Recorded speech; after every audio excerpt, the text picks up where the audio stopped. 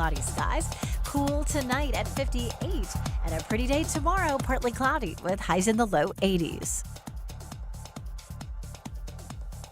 Weather update brought to you by Newcomb and Company, where your comfort is their business. Visit newcombandcompany.com.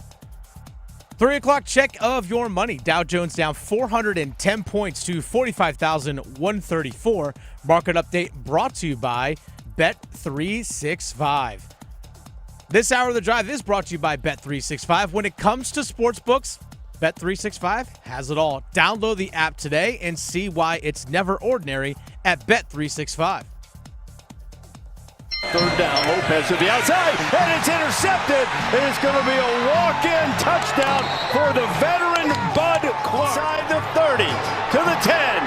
Touchdown TCU, 75 yards and no flags. Ball is loose, a scoop and a score, and racing for the end zone is Devin Deal. And to borrow from my friend Rich Eisen, TCU has busted out the whooping stick. The Drive with Tim Donnelly on 99.9 The Fan. The Drive with Tim Donnelly, 99.9 The Fan. Happy Tuesday to you. Hopefully you had quite frankly, a better long weekend than the North Carolina Tar Heels did. I'm Tim Donnelly, Dennis Cox producing the show. Tar Heel fans and fans of every other team that want to talk about it or anything else, we'll open up the phone lines at around 4:20 today for a little Tuesday sound-off. I know you have something to say, so we'll give you that opportunity in the 4 o'clock hour. Bookmark or save the number in your phone now, 919-860-5326. The Belichick era has begun. Let the conversation start. And let's start it with the big three at 3.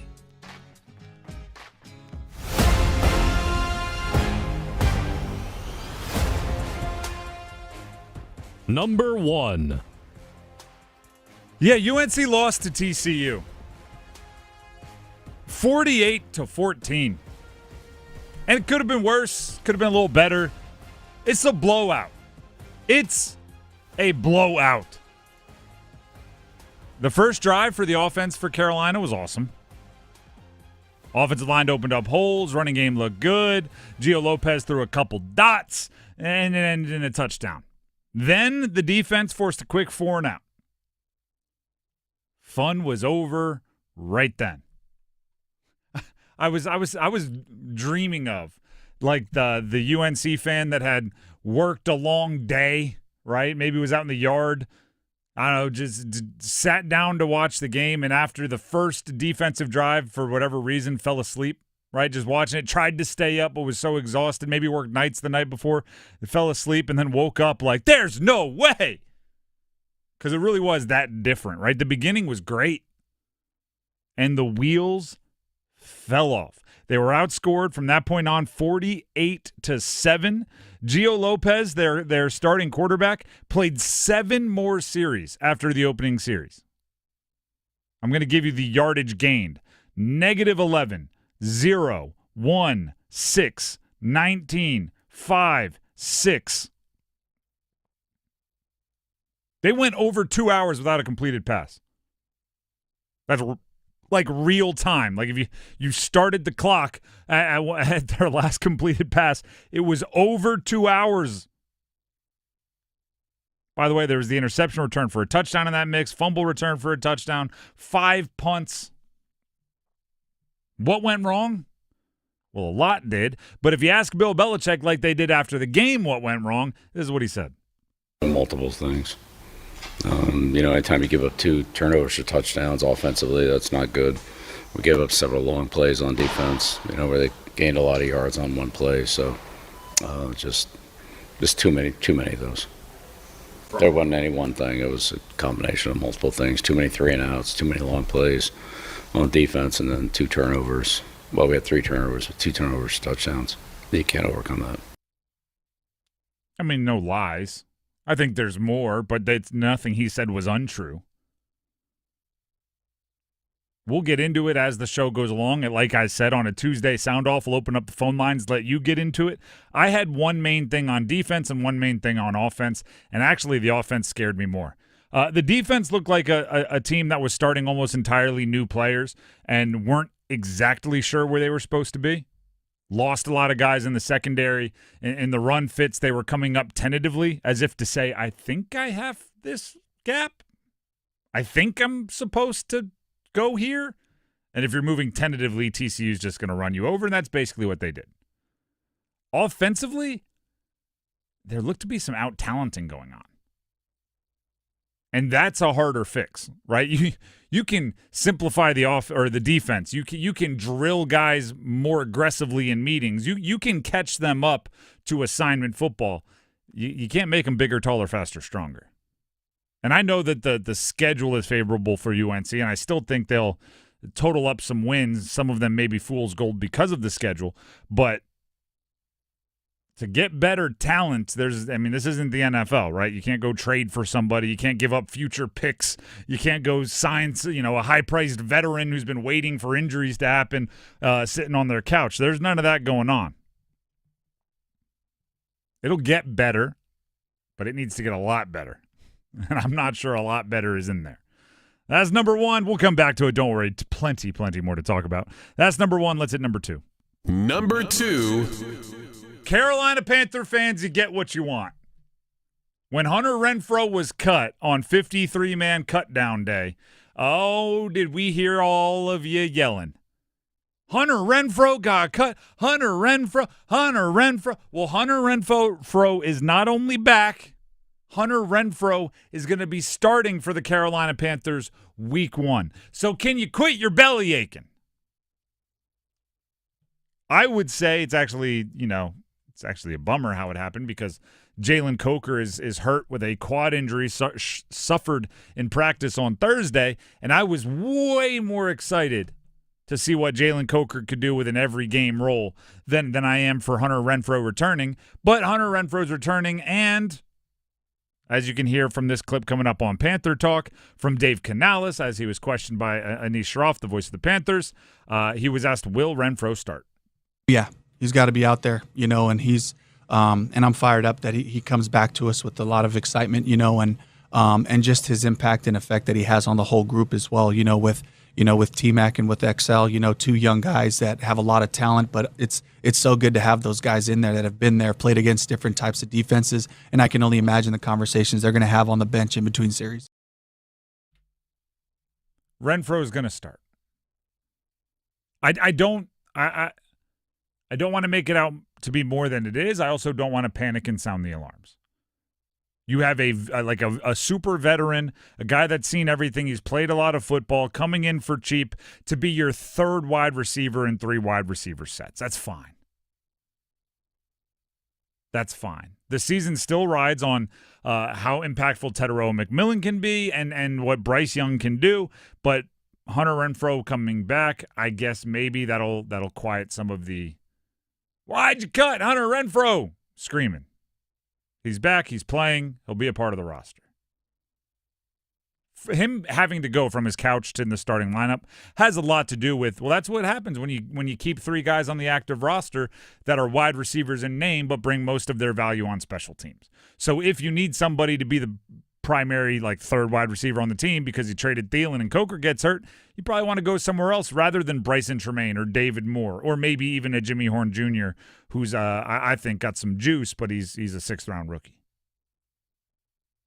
That's number 2. Let's get to number 3. Number 3. How about college football week 1? How about the ACC? Florida State bullied Alabama, everybody. I'm not going to sit here and say I predicted it. I still have to get used to Alabama not being Alabama. Go watch, and I'm not going to say his name because that's mean. I do know his name. I looked it up. Just at some point in time when you have 5 minutes to kill, go on Twitter and search Alabama 18. Just Alabama and the number 18, and you're going to see a defensive back, a junior defensive back from Alabama, loaf. Okay? Walk, essentially. I mean, it's a light jog, but it's on a Florida State touchdown. A defensive back from Alabama just decides, now is a good time for me to recharge the batteries. And Dan Orlovsky of ESPN went and counted. He watched supposedly every play and looked at every player. Alabama, he accounted for 21 loafs. Loaf is, for those of you that haven't played football where you have a coach that's a stickler for this sort of thing, a loaf means you didn't run hard. It means you didn't pursue the ball. It means you didn't chase down a tackle or a block. It means you were lazy. You slacked off. You slacked off 21 times. An Alabama football player slacked off against Florida State. I don't have this number in front of me. I'd be surprised if there were 21 loaves in Nick Saban's entire tenure. And I know there weren't 21 loaves from players that didn't regret it entirely. Clemson lost to LSU 17-10. I don't think either of those teams are crushed by it. I saw Clemson dropped in the AP poll, all the way to 8th. Like, they'll be fine if they take care of business moving forward. A 7-point loss to either of them, it's not going to affect their CFP chances. Dabo Sweeney said it's like taking the final exam on day one. Neither of them did well. He gave his team a 58, and he gave LSU a 65. Miami beat Notre Dame 27-24. Maybe Carson Beck is worth the money. Or at least when you pay Carson Beck the kind of money it took to get Carson Beck from Georgia, you bring in a guy who from day one is ready for the big game. Right there, he's not going to feel like, woohoo, Notre Dame on game one when he's played the last 2 years at Georgia. South Carolina did beat Virginia Tech, as I just kind of run through the bigger games and the ACC's non-conference schedule. You know what? Sometimes you got to tip your cap and say that guy's bigger, taller, faster, stronger than us. Which, by the way, Clemson could do to LSU. Harold Perkins is a monster for that LSU defense. He made the play on 4th down. For Virginia Tech, South Carolina, just do some Googling of Nick Harbor, the guy that caught the deep touchdown. The massive human being. Big, tall, fast, strong. And he had a touchdown in the first half that they took away. I don't think we know what a catch is again. We're all confused. We're all confused once again. But it was good for the ACC. They were competitive in the games they needed to be competitive in. And I think it's showing that, the money spending thing, I think, is going to level out the playing field more. I think. We'll see. The Drive with Tim Donnelly, 99.9 The Fan. Tim Donnelly here for DraftKings Sportsbook. Game on, everybody. Week 1 starts now, and every touchdown brings you closer to a payout with DraftKings Sportsbook, an official sports betting partner of the NFL. This isn't just football, it's first touchdown fireworks, anytime TD rushes, and live bets that ride every momentum shift. At DraftKings, every play is your next shot to win. That's right. Every play is your next shot to win. If you're talking anytime touchdown scores and you're looking at Thursday, how about this? Saquon Barkley, minus 190. Maybe not the biggest payout there. But I'll give you this one. George Pickens, plus 205. If the Philadelphia Eagles spend all of their defensive resources to stop CeeDee Lamb, George Pickens might be in the money. Plus 205, it's a nice little payout. Once again, lines and odds are subject to change, so if you're interested in that line, you better get there quick to DraftKings Sportsbook. New customers, I've got something just for you as well. Bet just $5 and get $300 in bonus bets instantly. Plus, how about this? Grab over $200 off NFL Sunday Ticket from YouTube and YouTube TV. Here's how. Your season starts now. Download the DraftKings Sportsbook app and use code TIMD. That's code TIMD with no spaces to get $300 in bonus bets instantly when you place your first bet of $5 or more. Plus, over $200 off NFL Sunday Ticket from YouTube and YouTube TV in partnership with DraftKings. The crown is yours. Gambling problem? Call 877-185-543 or visit morethanagame.nc.gov. 21 plus, North Carolina only. Eligibility restrictions apply. Bonus bets expires 7 days after issuance. See sportsbook.draftkings.com/promos. NFL Sunday Ticket offer for new subscribers only and auto renews until canceled. Digital games and commercial use excluded. Restrictions apply. Additional NFL Sunday Ticket terms at youtube.com/go/NFL Sunday Ticket/terms. Limited time offer. TCU opened up a can of you-know-what on UNC last night. What does it say about Bill Belichick's running of the UNC program? What does it say about the future of UNC? Great questions. We'll answer them next. Dear McDonald's, your breakfast menu? Fire. 10s across the board. I could be happy with anything, even though I order the same thing every time. Thanks for not judging me. I'll try something new next time. Maybe. Get your faves for less. Buy a sausage McMuffin with egg for $2.50. Add any size Sprite for $1.49. Price of participation may vary. Cannot be combined with any other offer or combo meal. Ba-da-ba-ba-ba. Welcome home. Your home's not just where you live, it's where life happens. At Baker Home Exteriors, we're proud to continue Baker Roofing's century-long legacy of excellence, bringing that same craftsmanship to your doorstep. Whether it's roofing, siding, gutters, or more, we transform houses into the homes you've always dreamed of. Visit BakerHomeExteriors.com and let's build something beautiful together. That's BakerHomeExteriors.com. Third down, Lopez to the outside, and it's intercepted. It is going to be a walk-in touchdown for the veteran Bud Clark. I think we have enough players. We just have to perform better as a unit, coach better, play better, work better on our fundamentals. There's no shortcut to it. We just got to work harder and do a better job. That's all there is to it. The Drive with Tim Donnelly, 99.9 The Fan.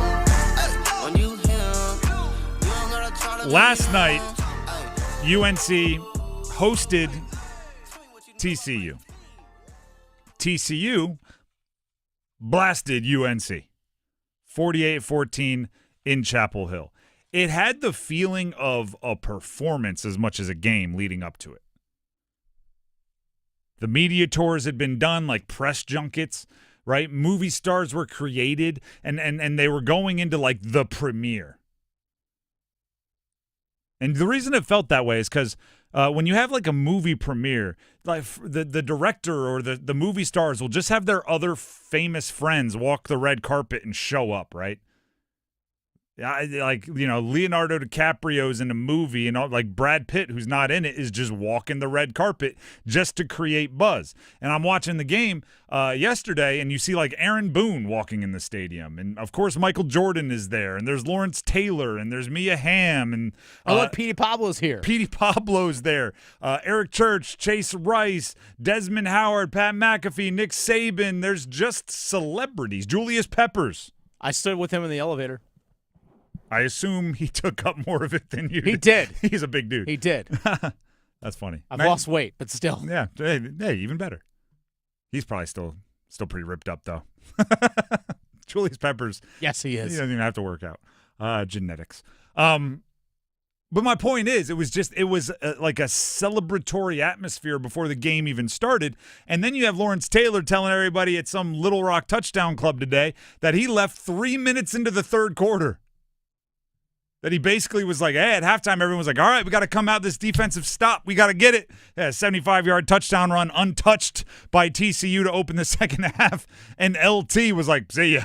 And he wasn't the only one. Beat the traffic. He was not the only one.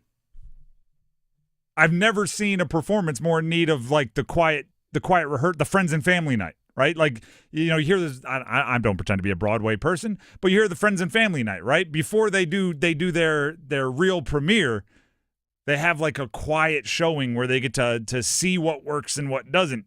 North Carolina did not have anything quiet showing, right? They didn't have any kind of awareness that, this might not go well. Because if they did, I think everything would have been handled differently. But instead, like, you commit to like a Hulu documentary show. You like, what is? And by the way, TCU brought this up on social media. Their social media is on fire. Oh, they're trolling. Even the Big 12 is trolling. It's hilarious. What does episode 1 of that documentary series look like? Yikes!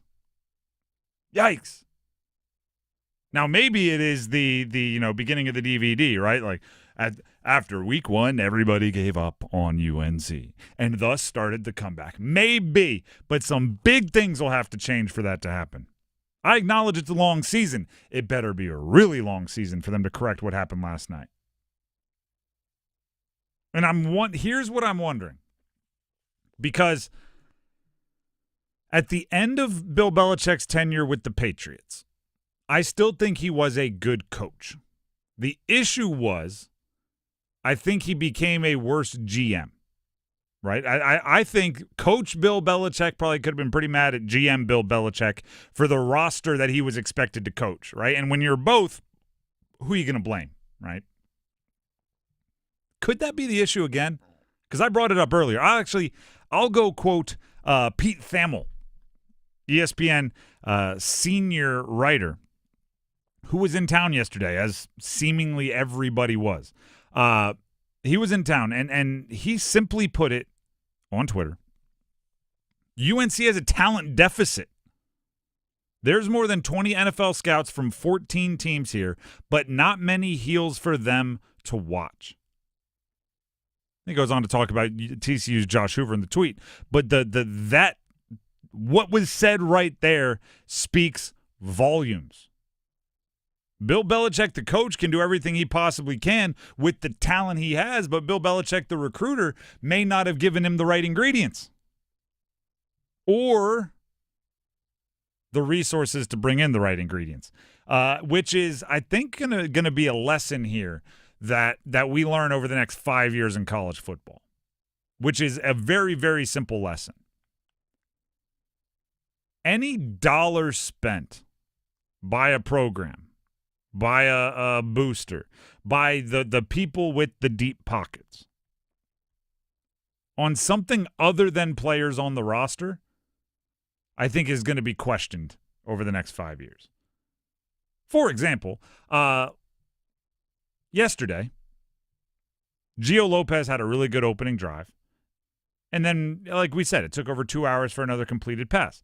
And some of that was the protection in front of him. Some of that was TCU was confusing. Some of it was of his own doing. Some of it was you took a guy, I believe they said on the broadcast he had been under center for 4 plays last year, and they were running 6. Okay. Yeah. I don't know. I took 2 off. Yeah. That's ridiculous. And they had him under centering on like the 3rd drive. And you're asking somebody to do something they're not comfortable with. So there's a lot of blame to go around. First play of the game, under center, 2 tight ends. There you go. There you go. But if you look around college football in week 1, a lot of the quarterbacks that played well, I went and like Darian Mensah played well for Duke, Carson Beck for Miami, Bryce Underwood for Michigan, John Mateer had a big game for Oklahoma, Josh Hoover for TCU against UNC, Diego Pavia from Vanderbilt, Lenora Sellers from South Carolina. Do you know what all of those guys that I just mentioned, those 1, 2, 3, 4, 5, 6, 7 players that played pretty well in week 1 have in common? On3 has them amongst the top 9 highest paid players in college football. Who would have thunk it? The players that are going for the most money on the open market played pretty well. What if you took, hear me out, the $10 million you were giving Bill Belichick? You were only paying Mac $5 million. You got another coach for $5 million. And you named your best quarterback and offensive lineman for the remaining 5. Jimmy's and Joe's versus X's and O's, because the X's and O's weren't able to be implicated or installed the way that I think the UNC coaching staff wanted to. That's why you had confusing defensive players. That's why one of them, Joel Bryant from High School OT, I had multiple people texting me, which I actually appreciate. Shout out to my friends that think I know like everything about every football scheme. I'm not actually in UNC's meetings, but asking me like about specific plays, like what was this guy doing? And I go back and watch the play over and over again, and I kind of have to answer with, I don't know, because you don't know that what this scheme was called, and also there was very little cohesion with everyone. It wasn't like, oh, that's obviously this coverage, or oh, that's obviously this blitz, because there were false steps by everybody in different directions, and you don't know who's making the mistake. I know I messaged you during the game. So the vantage point of sitting up in the press box was, I don't know if you could see it on TV, but in the secondary, there were times where they just didn't know what coverage or where to line up. There's just kind of like pre-snap. There's a couple times where I'm like, there's a receiver that over on the far side that has literally no one over top of him. Then someone eventually goes sprinting out there. I'm like, there was no one, it felt like, was on the same page on a consistent play-by-play basis for Carolina, which for a team that is quote-unquote coached by the geniuses, that is simple in my eyes. Like, how could you not do the simple thing right? Either you weren't coaching them the right way, or at least coaching college players how they need to be coached, or you just don't have the right players, or some combination thereof. I agree with you on defense. There was a lot of, like, one guy waving his arm going like, somebody get over there. Yeah. Joe, I don't know their names. Will, get over there. There was a lot of that going on. And by the way, game one, I do think perhaps, like 2020 hindsight, the defensive scheme may have been too ambitious for week one with so many new players. You should have been out there rocking like, hey, cover one, like more of that, and live and die with your ability to cover man-to-man. But there were guys lost in the secondary. Or the 75-yard touchdown run. Untouched, no wiggle, didn't have I'm going to see how fast I can run 75 yards in a straight line. That should never happen if you have good run fits. Never. I imagine, the legendary, they used to call it, I think it was Tell the Truth Mondays or Tell the Truth Tuesdays with the Patriots, where Bill Belichick would play the roughest clips, just the worst plays in front of the entire team in the team meeting room, and he legendarily would even light up Tom Brady and say, the Foxborough High School quarterback could make this throw, and that showed everybody that he'd criticize anybody. I imagine whatever to Tell the Truth Day is for UNC when they play on a Monday, if it's Tell the Truth Tuesday, I imagine team meeting room right now, brutal. Second only perhaps to the coaches meeting when the players aren't around, when Bill Belichick is lighting up a couple of sons, a couple of his buddies' kids, like whoever's on that coaching staff for not having their team ready. Even just to get offensively, get Gio Lopez going, they didn't seem to try anything in the sense of, hey, let's just run this shallow underneath crosser that the guy's like 3 yards and just dump it off to him, let him catch and run and pick up 6 yards, or a little bootleg out to his left, which because he's left-handed, and the tight end blocks for a moment, then slips out and just check it down to him so he can pick up 6 yards. They didn't do anything like that to even get him going. All these passes seemed like they were deeper to the outside. I'm sorry, make things easier for your quarterback. It did feel like after he completed the first two balls, which were very nice. Oh, they're great. They went like, oh, good, we don't need any of our quarterback-friendly plays. He's in the zone, and they, teared it up and threw it up like confetti. And then a quarter later when he was struggling and he needed a gimme, he needed a layup, they were going, oh, man, we ripped up all of our layup plays for the quarterback. All we have left are some of these more difficult ones. Maybe Max Johnson can throw them, which is a whole other conversation that you might hear in the Dean's List. Coming up in just a few minutes here on The Drive with Tim Donnelly on 99.9 The Fan. But first, Tim Donnelly here for Miller Lending. Mortgage rates up, down, rising, falling, kind of difficult to predict, right? Kind of like week one in college football before you've seen the team and everybody's traded with transfer portal. You just don't know what they're going to be. Similar to the mortgage market, right? You just don't know what interest rates are going to be. That's why you call up Miller Lending and Gordon Miller, because they have something called the no-cost loan. In a volatile and unpredictable interest market, you can lock in your mortgage now with zero cost out of your pocket, right? No cost, no fees. It's a no-cost loan, no closing costs, no third-party fees, none of it. All you do is set up your monthly recurring payment. And then if it, volatile, if it goes up, sweet, you locked in your rate when you did. If it goes down, refinance, no cost to you again, no money out of your pocket. It allows you to take advantage of a volatile market while protecting yourself against a volatile market. Think about that. Wouldn't it be nice if you could do that in football? If we play well, lock it in. If we play poorly, we locked it in yesterday. We're not allowed to move backwards. That's kind of how a no-cost loan with Miller Lending works. If you want to learn more, give them a call. 919-447-3377. That's 919-447-3377. Or visit them online at millerlending.com. Once again, that's millerlending.com. Miller Lending is an equal housing lender, and MLS number 250-2146. The Dean's List And one of the best stories of last night, hidden in all of the kerfuffle. It's coming up next. Don't go anywhere. Listen up. ESPN Unlimited is now included at no extra cost with Spectrum TV. Spectrum gives you everything from ESPN, live games, original series, top analysis, and more. Spectrum is really stepping up with this offer, and you get more of me, Stephen A. Smith. Get your act together and go to spectrum.com/entertainment for details. ESPN Unlimited and more popular streaming apps are included at no extra cost with Spectrum TV. Restrictions apply. From kickoff to cash out, ESPN Bet has the tools you need to score more on game days. Bet smarter with stats at your fingertips. Get personalized parlays built just for you. And with your fantasy team synced right in the app, you can back your squad. Right now, new customers get $100 in bonus bets when you bet $10. Sign up with promo code USL to get started. Must be 21 plus. Gambling problem? Call 1-800-GAMBLER. Terms and conditions apply. See app for details. Offer not available in New York. Hey, folks, Dennis Cox here for my good friends over at Raleigh Weight Loss Center. Folks, if you have struggled with your weight, something that I have done, especially as I've gotten into my late 30s, you definitely need to listen to this. I can say through Raleigh Weight Loss Center and their program, I've been doing it for about a month now, just over a month. I'm down nearly 30 pounds.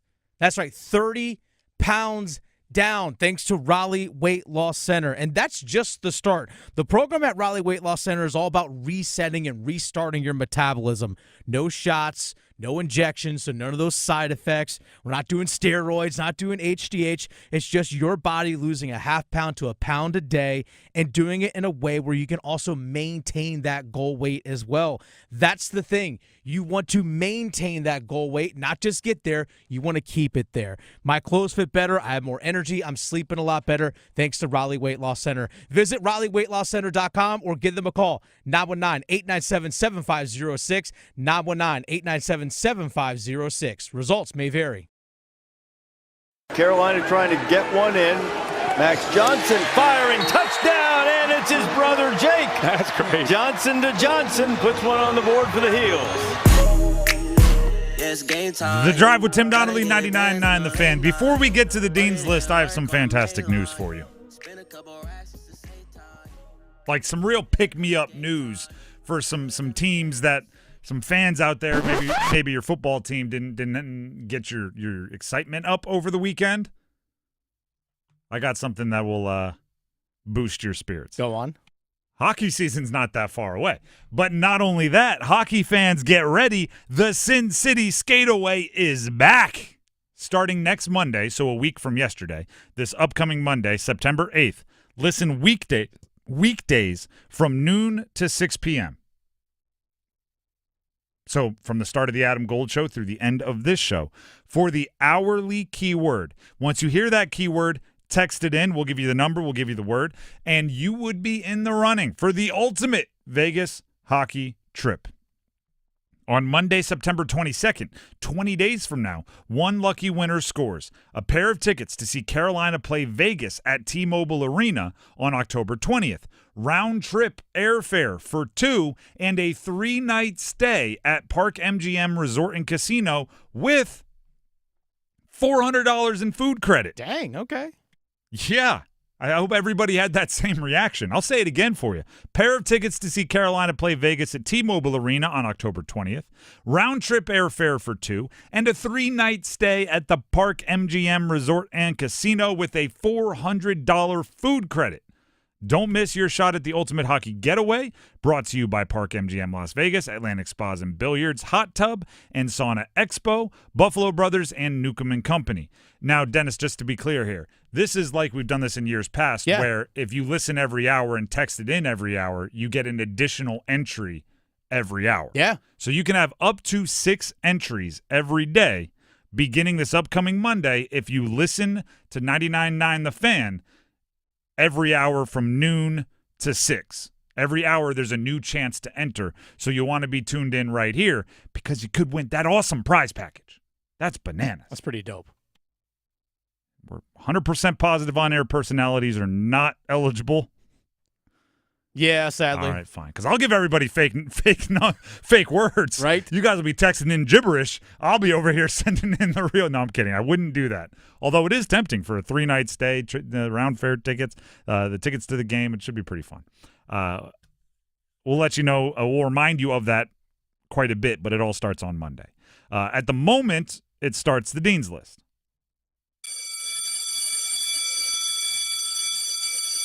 Dean's List, where we give a few extra accolades to those that deserve it in the college sports world.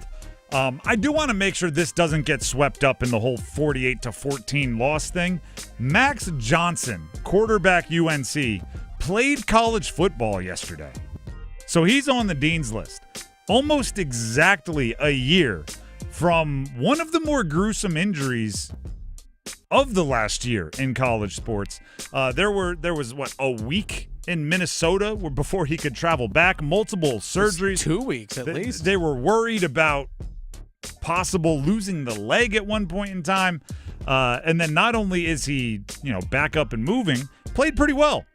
Granted, it was mop-up duty, and, TCU probably wasn't bringing the fastball like they were earlier in the year, or earlier in the game. But he ends up throwing a touchdown pass to his brother.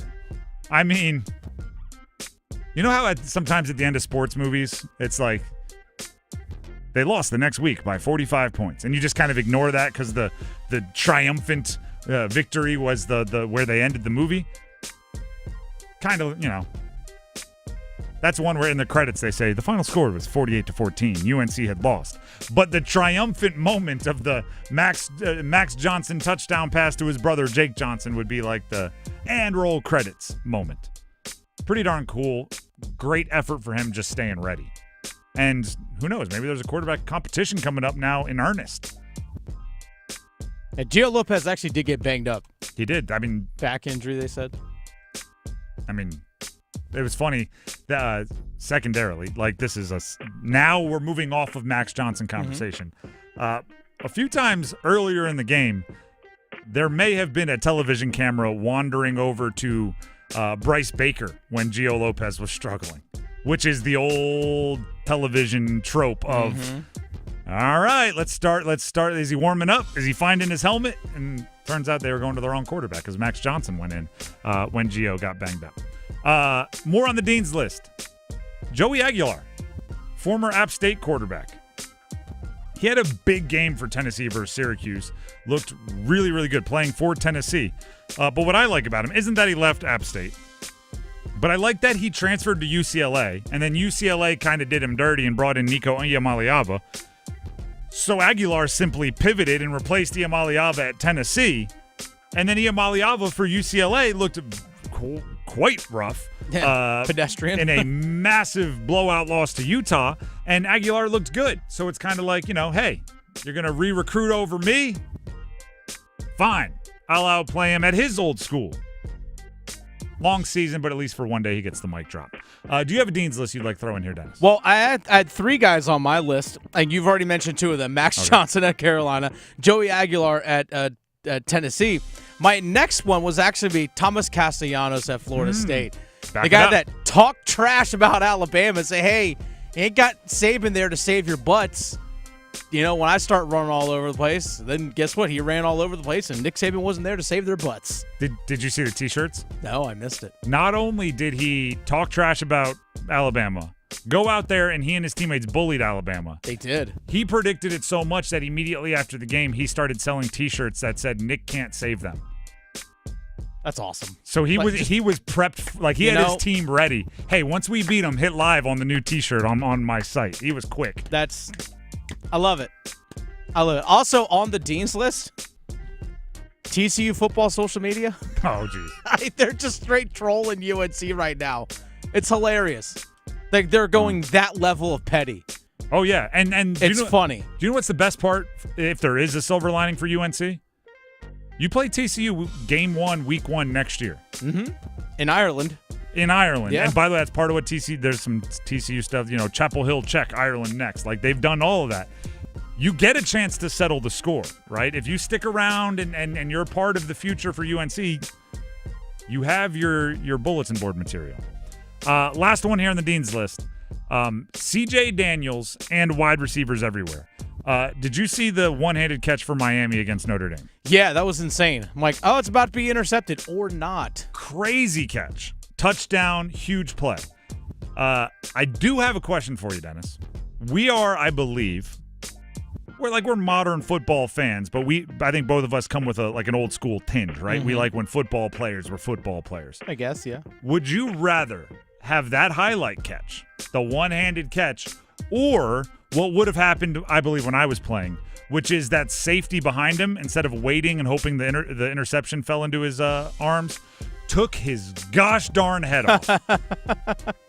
Because that ball, when he threw it, when Carson Beck put it up high and late over, like where that ball was put, I winced. I went, oh no! Because when I throw that ball in my playing career, that safety takes the shoulder pad and breaks his ribs.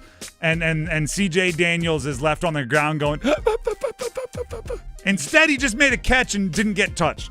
Yeah, generally those in the past, that would have been helmet right to the chin of the receiver. That was a hospital ball. 100%.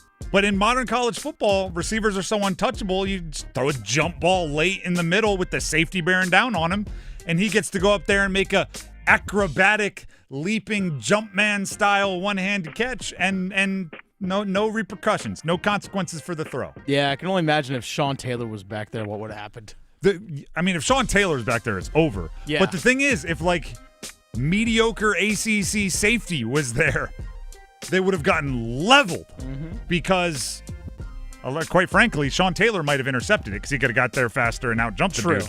But if you're just mediocre, I'm just going to take his head off. He's not going to catch it. I might not catch it, but I'm not getting the negative.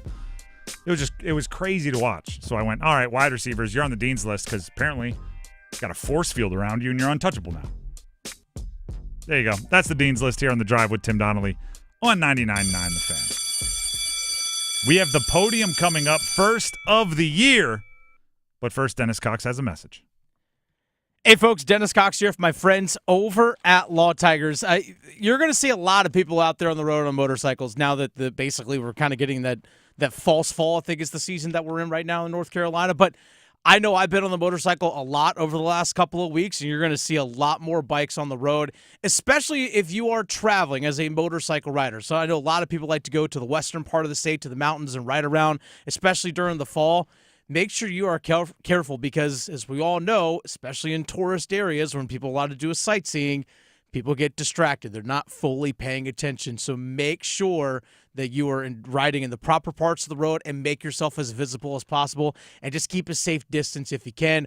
Also, if you're riding in groups, make sure you follow proper protocols and proper standards when it comes to riding in groups on the road to make sure you are visible out there. But accidents, unfortunately, do happen, and if you are injured in a motorcycle accident, this is why you got to give Law Tigers a call at 1-800-LAW-TIGERS, even before you contact the insurance company.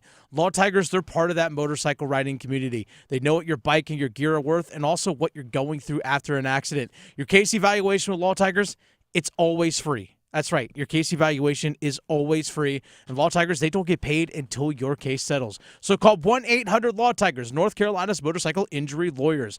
Law Tigers is a network of independent law firms who are members of the American Association of Motorcycle Injury Lawyers. Law Tigers is not a law firm. The Drive with Tim Donnelly, 99.9 The Fan. For the first time this college football season, we break out the podium. Who amongst the ACC teams in the state of North Carolina gets this week's gold medal, silver medal, bronze medal, and who is not on the podium? We'll set the rankings next. It's bow time. Fumbling the food on game day? Rookie move. But you know Bo can make your tailgate a winner, breakfast, lunch, or dinner. Because the Carolina Legend has everything you're craving. We're talking crispy, juicy chicken loaded with real Southern flavor, fluffy, scratch-made buttermilk biscuits, and all the fixings to feed your whole crew faster than you could say touchdown. Be the MVP this season and let Bojangles do the cooking. Order your tailgate today. It's Bo time. Planning a tailgate? Bojangles has everything you need for the perfect tailgate, no matter how many fans you're trying to feed. There's the original tailgate, the super tailgate, and for a really big crowd, the jumbo tailgate special. And if you like your chicken off the bone, choose the Supreme's tailgate special. Interested in a career with Bojangles? Then stop by Bojangles Hiring Day, September 4th. Click bojanglesrdu.com/hiring day for more details. Struggling with high interest debt? You can pay it all off in days with Loan Pronto's Rapid Equity Loan. Hey, it's Dennis Cox. Get cash out now without touching your low-rate first mortgage. No appraisals, no waiting, no BS. The Rapid Equity Loan program at Loan Pronto is amazing. One Loan Pronto client just got $300,000 approved in under 24 hours. They paid off debt, renovated the kitchen, and cut their monthly expenses by $1,800. That's a huge turnaround. Loan Pronto, instant approvals, low rates, no hard credit pull up front. Listen, your home equity is yours. Use it. Get cash to consolidate your debt down to one easy low monthly payment.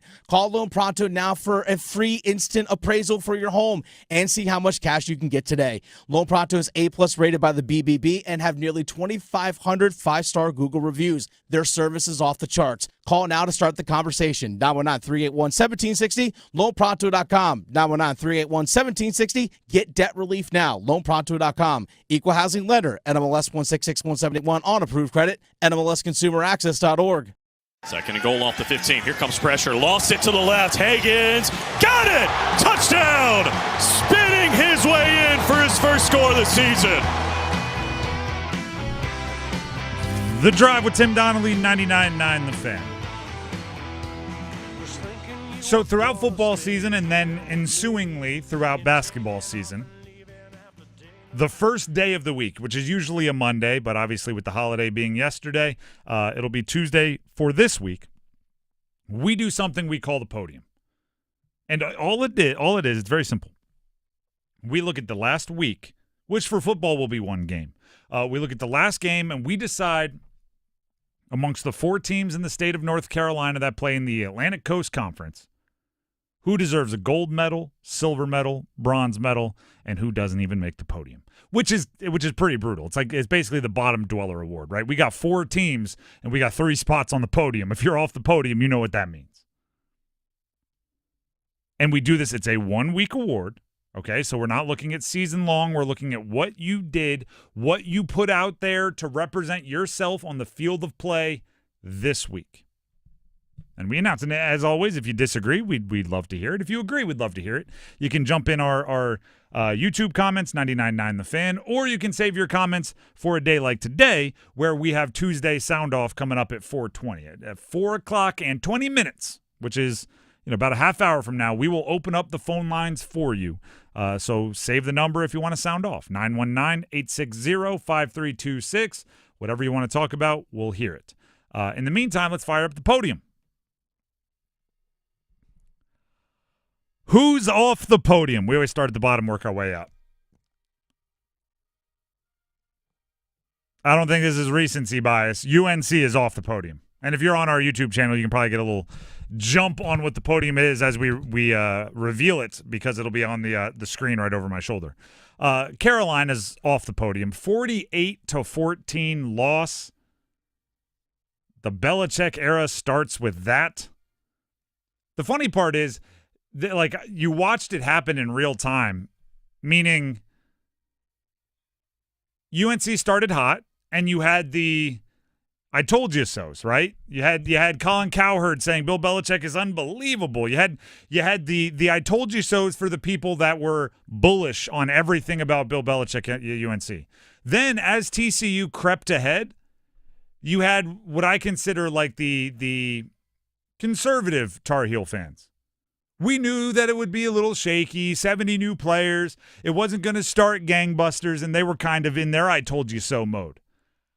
I don't think darn near anybody predicted 48-14. So you just kind of outlasted everybody as the game went. Like everybody got their I told you so until eventually there was no one left saying I told you so. It was going to be 48-14. They're off the podium. Bronze. Wake Forest. A Friday night barn burner for Wake Forest. They beat Kennesaw State, FCS opponent, 10-9. Bruh. 10-9. darn near a baseball score. Yeah, high-scoring baseball game. Yeah, a couple of base-clearing triples. Yeah. I will say this. Damon Claiborne hurt out of the game early, but if you're Wake Forest, you shouldn't need the fastest running back in the game to put up more than 10 points on Kennesaw State. No. The one touchdown came on a Robbie Ashford, the quarterback run, but, I mean, the only thing you can say nice about it is Jake Dickert started his career with a win. But if that's what you're going to put on the field against Kennesaw State, there might not be too many of them this year for Wake Forest. The funny part was last week going into week 1, we did a lot of breaking down of college football of all sorts. We talked about Wake Forest more early in the week than we did end of the week, and we actually had feedback from a listener saying we weren't talking about Wake Forest enough. You want to talk now? Give us something to talk about. Oh, we can talk now. You won't like the talk now. Maybe we're being generous, letting you wallow in the shadows. I don't know why I'm being so mean to Wake Forest. 10-9 against Kennesaw State. Maybe that's it. Silver medal.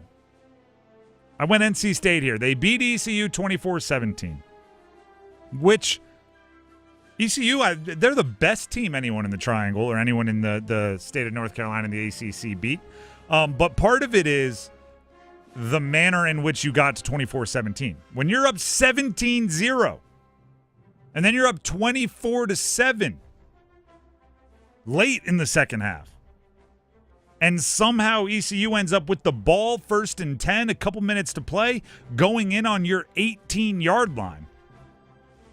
It's the manner in which you got to a 24-17 win. If it were, ECU played a great game and you were back and forth and it was never more than a score in either direction and you end up winning 24-17, maybe it's a different beast here because ECU is the best team that was defeated by any team here in our podium. But the manner in which you got there, where you're leaving something as far as killer instinct to be desired. You're leaving the shutting of the door to be desired. I think you wind up in silver.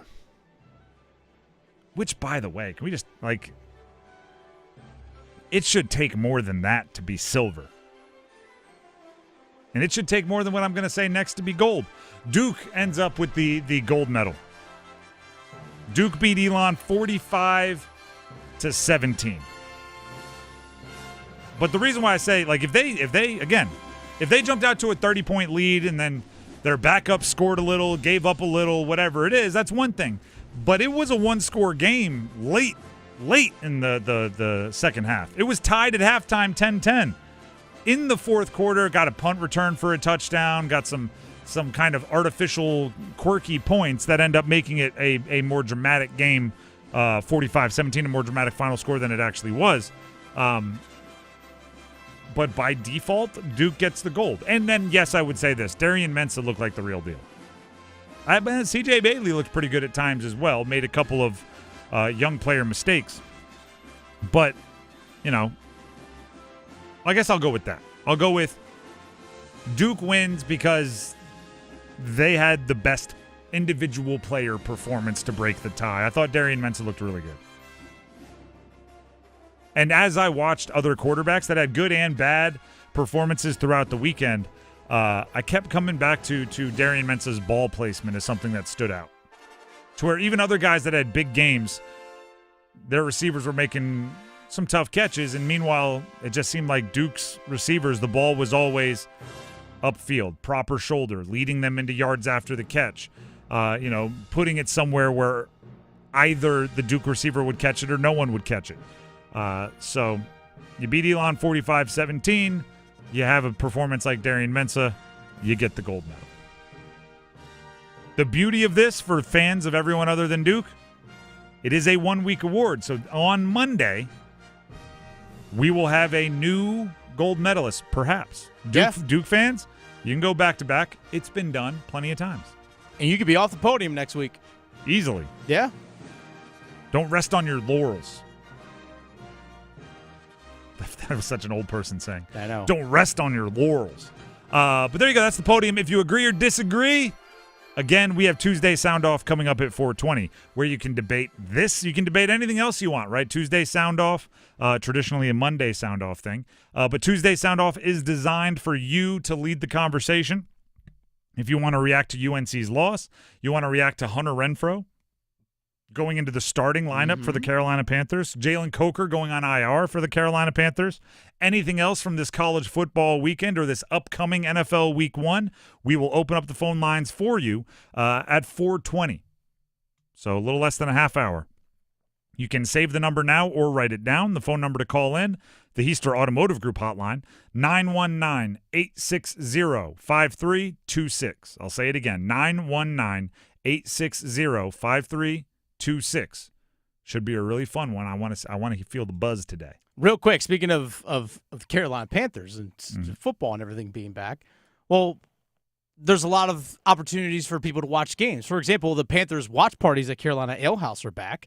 And that's why football season is here. Carolina Ale House is the place to be with a massive beer selection, wall-to-wall TVs, and our award-winning wings. You'll never miss a play. Add in their lineup of homemade favorites, and you get the best seat in the house. Bring your friends, bring your appetite, and help them create that game day atmosphere all season long at Carolina Ale House. Wings, beer, sports, repeat. Hell yeah. I will actually be at the Carolina Ale House, North Raleigh. The North Raleigh Carolina Ale House this Sunday, right there for the 1 o'clock kickoffs, Tim. I'll be there. So come eat some food. Come say hey. You never know. You might even get some free food. Compliments of me. Beautiful. Just saying. Fine dentist, perhaps free food. Exactly. I like that. There you go. The Drive with Tim Donnelly, 99.9 The Fan. Before we move on, Tim Donnelly here for Manor Service Company. I was chatting with Brett, Manor Service Company's owner, not long ago, and it stuck with me. It stuck with me because so often, right? You see Manor Service Company trucks everywhere. They service the entire triangle 24/7 for heating, cooling, plumbing, and electrical work. So you think, okay, this is going to be a machine, right? I don't even know if their owner knows the workers, right? Because they're such a big conglomerate. Not how it works. Well, I walked around the entire factory, their entire warehouse with Brett, and you would have thought he was like everybody's uncle. He's walking up, asking personal questions.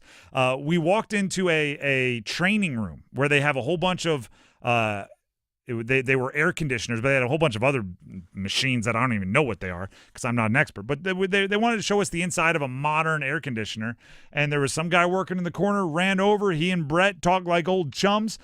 He popped open essentially the hood, took off the cover of an AC unit. They were pointing stuff out, talking to me. These are people that are passionate and like what they do. So when they come out to help you, when your air conditioner breaks and it's hot outside, or as it turns to fall, when your heater breaks and it's cold outside, or your ceiling is dripping water and you don't know why, just know you got somebody coming out there that enjoys what they do and they want to help you in the fastest and most customer-friendly way possible.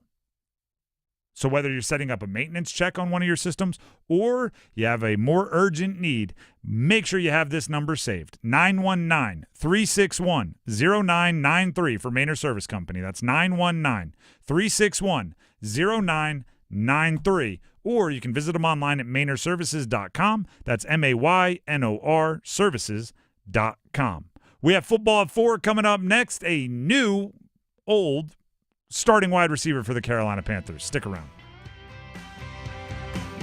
Heineken Silver, world-class light beer with only 2.9 carbs and 95 calories. Why world-class? Because it has a crisp and superior taste. That's world-class. It has only 2.9 carbs and 95 calories. That's very world-class. So, if I'm seen drinking it by association, am I world-class? Oh yeah, Heineken Silver, world-class light beer with only 2.9 carbs and 95 calories. Must be 21 plus to purchase. Enjoy Heineken responsibly. Son, do you know what time it is?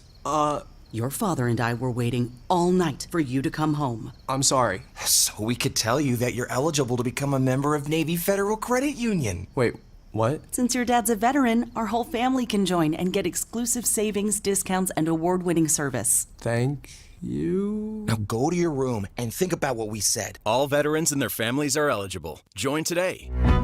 Navy Federal Credit Union. Our members are the mission. Navy Federal is insured by NCUA. What? New scratch-offs are out. That means new chances to become a North Carolina Education Lottery Winners Club member. Yeah, in the Winners Club, I'll reinvent myself. I won't go by just plain Todd. I'll go by Toddrick. I'll get a gold jacket, play my saxophone again. I'll stop and smell the flowers, call my mom more. Ugh, wrap it up, Todd. It's Toddrick. This month's scratch-offs pack over $78 million in total prizes. The Winners Club awaits. Must be 18 to play. Approximate overall odds of winning range from 1 in 3.76 to 4.98. Problem gambling helpline 877-718-5543. This hour of the Triangle Sports Leader is powered by Ritchie Law Firm, Injury Lawyers. Ritchie Law is on top of it. Go to ritchielaw.com. Get in the hole! That's ritchielaw.com. Broadcasting live from the Lenovo Studios. WCMC HD1 Holly Springs. 99.9 The Fan. The Triangle Sports Leader. I'm WRAL meteorologist Elizabeth Gardner. Another pretty afternoon out there. Nice low humidity. Plenty of sunshine with a high just 79. 58 tonight. So nice and cool and crisp first thing tomorrow morning. It'll be a nice day tomorrow. Partly cloudy with a high of 82. Weather update brought to you by Newcomb and Company, where your comfort is their business. Visit newcombandcompany.com. 4 o'clock check of your money. Dow Jones down 249 points today to 45,295. Market update brought to you by Allen Tate. Ready to sell your home? Trust the #1 real estate company in the Carolinas, Howard Hanna Allen Tate. Let us show you a real estate experience that is different from all others. This hour of the drive is brought to you by Law Tigers. Injured in a motorcycle accident? Call Law Tigers at 1-800-LAW-TIGERS before you call your insurance company. Case evaluations are always free, and they don't get paid until your case settles. Law Tigers, North Carolina's motorcycle lawyers.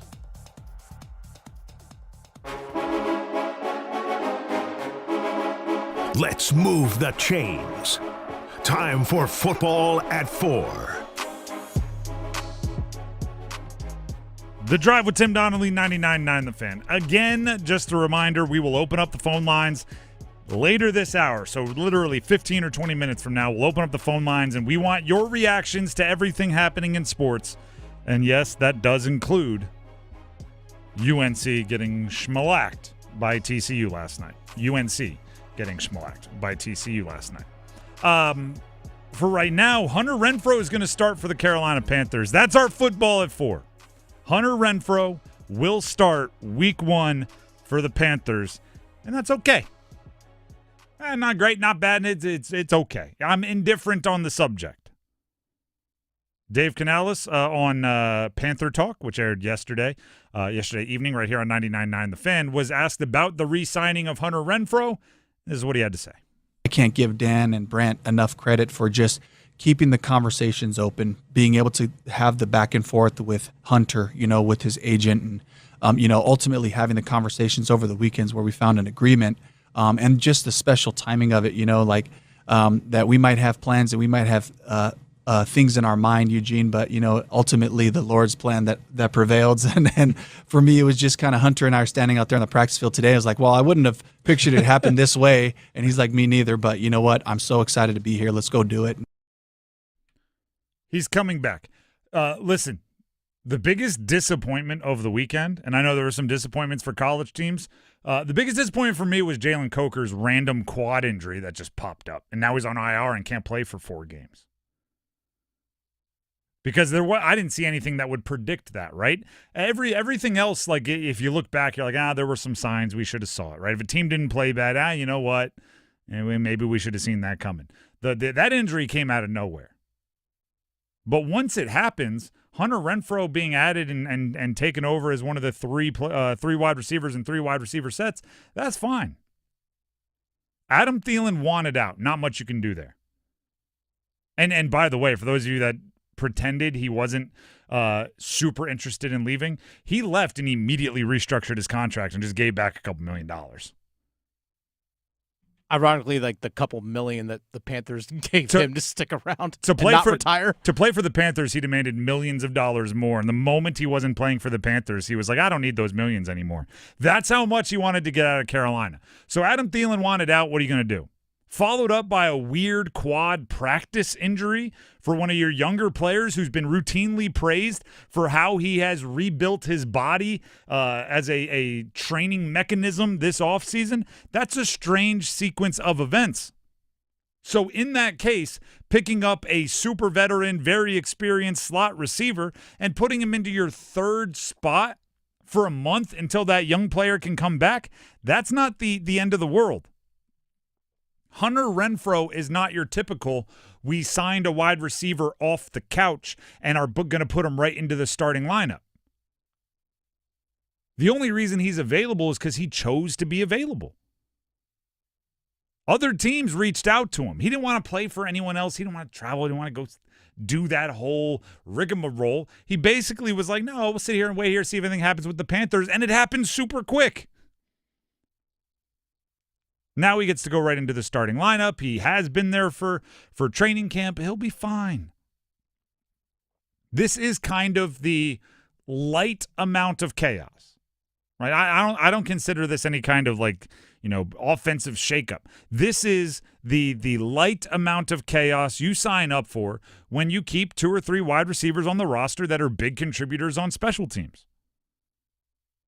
Right? Because if you would have kept somebody that was more wide receiver prone rather than special teams wide receiver hybrid, then you'd probably put that player up where you might have been Renfrow. You might have kept Renfrow and then just slid him from the active roster up into the starting lineup. But instead, you're not going to put David Moore, Bryce, and Tremaine in on 3 wide receiver sets.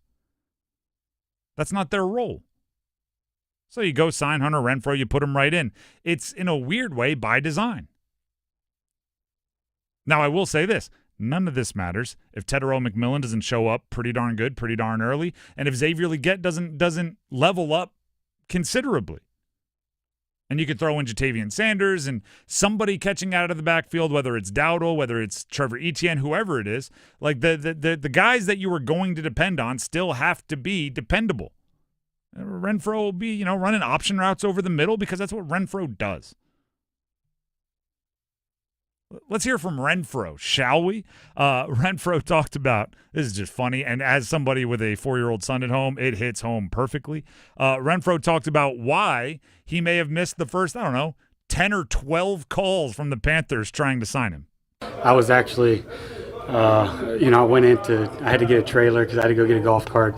And so I was in there and I was talking to some people at work, is where the trailer was. And so I was not by my phone for 30 minutes, and my daughter's running the car. I was right outside the car. I wouldn't just leave them in there. But I guess I had 10 minutes phone calls from Dan, Dave, my agent, and they were all just ignored. My daughter's watching Bluey or something. She ignored all of them. So got back in the car and had that conversation, I guess. I don't know, that'd been on Thursday maybe. And then just made sure that this is what I wanted to do. Made sure that this is where I wanted to be, which I was pretty sure of it, but just wanted a couple days to kind of make sure it was good with my wife and my family and to go and give everything I got to it. I'm telling you right now, for those of you that don't have kids or haven't had kids in a while, you try to limit the screen time, right? You try to do the good parent thing. But if there's something you need to do, it sounded like he was getting a trailer. If there's something you need to do and you throw Bluey on the phone and pass it to the kid, even if your phone is ringing, like it's on loud, as long as the kid isn't screaming, you're just like, wow, Bluey's ringer sounds a lot like my ringer, and you go back to doing what you were doing. It's hilarious when it ends up being the Panthers saying, Jalen Coker got hurt, we need you to come into the starting lineup, and she's just like, I need to know what happens at the Hammer Barn. Turn it off. Those of you that know Bluey know Bluey. Yeah, I'm lost on that one, but all right, I get you. Yeah, it's maybe one day. Once, if you know Blue, there are families out there going gotcha. Rusty with the cricket bat, yeah. More from Hunter Renfrow. This is on his side of the conversation with Dave Canales when he was cut when they made their 53-man roster. I think his biggest thing when I was on the way out was, he felt like I could get there. I wasn't physically ready there yet. Which we'll see, right? We got some games coming up pretty fast. But it was a concern he had, and so he wanted to work with me through it, have me come back and kind of work through it and then go week to week from there. And so that's kind of his message to me.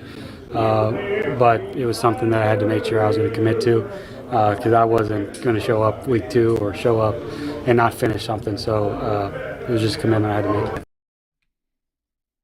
That's an interesting bit of news.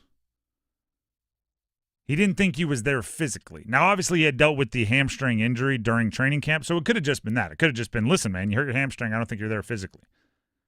You got to get to the point where you can do this every day without having those sorts of things happen. But if it were like a burst, a speed, a strength, something or another, and Canales didn't think he had it, guess what? That don't show up in a week, right? I mean, I know some good trainers out there. Right, they'll put you on a 60-day challenge or something. I know some good CrossFitters out there that tell you you'll start to feel the difference in 10 days. You're not getting NFL burst or strength or anything like that in a week at home. No, far from that. Picking up trailers and getting golf carts or whatever he was doing. It ain't going to work. But guess what? Hunter Renfrow's game was never like, I'm just going to outrun you. No. It was never going to be like, I was taking linebackers and putting them on their backside with my brute force. No, it was always wit and guile, and it was always route running, and it was always those sorts of things. So as long as he still has his awareness and his body control and his catching ability, he'll be fine as a wide receiver 3 until Jalen Coker can get healthy. I use this example for quarterbacks all the time, but I'm going to use it for wide receivers this time. He is not, like right now the wide receivers have a flat tire, okay? He's not a new tire like you went to the tire shop and paid a bunch of money for a new tire. He's the little donut, the tiny tire that goes under your couch or under your trunk, right? It's not meant to drive cross country. It's meant to get you to the nearest rest stop. And right now, the way that Jalen Coker's injury has been described to us, the rest stop is week 5. Right? Hunter Renfrow is not supposed to be 1,200 yards receiving, Pro Bowler, 100 catches, whatever he was in 2021. He's supposed to get you to the rest stop in week 5 when Jalen Coker can come back and hopefully take on the role that we all expected him to have when they traded Adam Thielen. It's an issue if you throw on the little tiny tire and I see in the left lane on a highway going 80. You're like, all right, you're trusting that guy a little too much, right? Let's take some back roads. Let's make sure we're never that far from a gas station. Let's be smart about this. Hunter Renfrow can do that. And then Jalen Coker, once you get that tire strapped back in, left lane, rev it up. Let's see the Hemi. The Drive with Tim Donnelly, 99.9 The Fan. We are going to open up the phone lines in just a minute, so get your thoughts ready. Because first, I have to tell you all about DraftKings Sportsbook.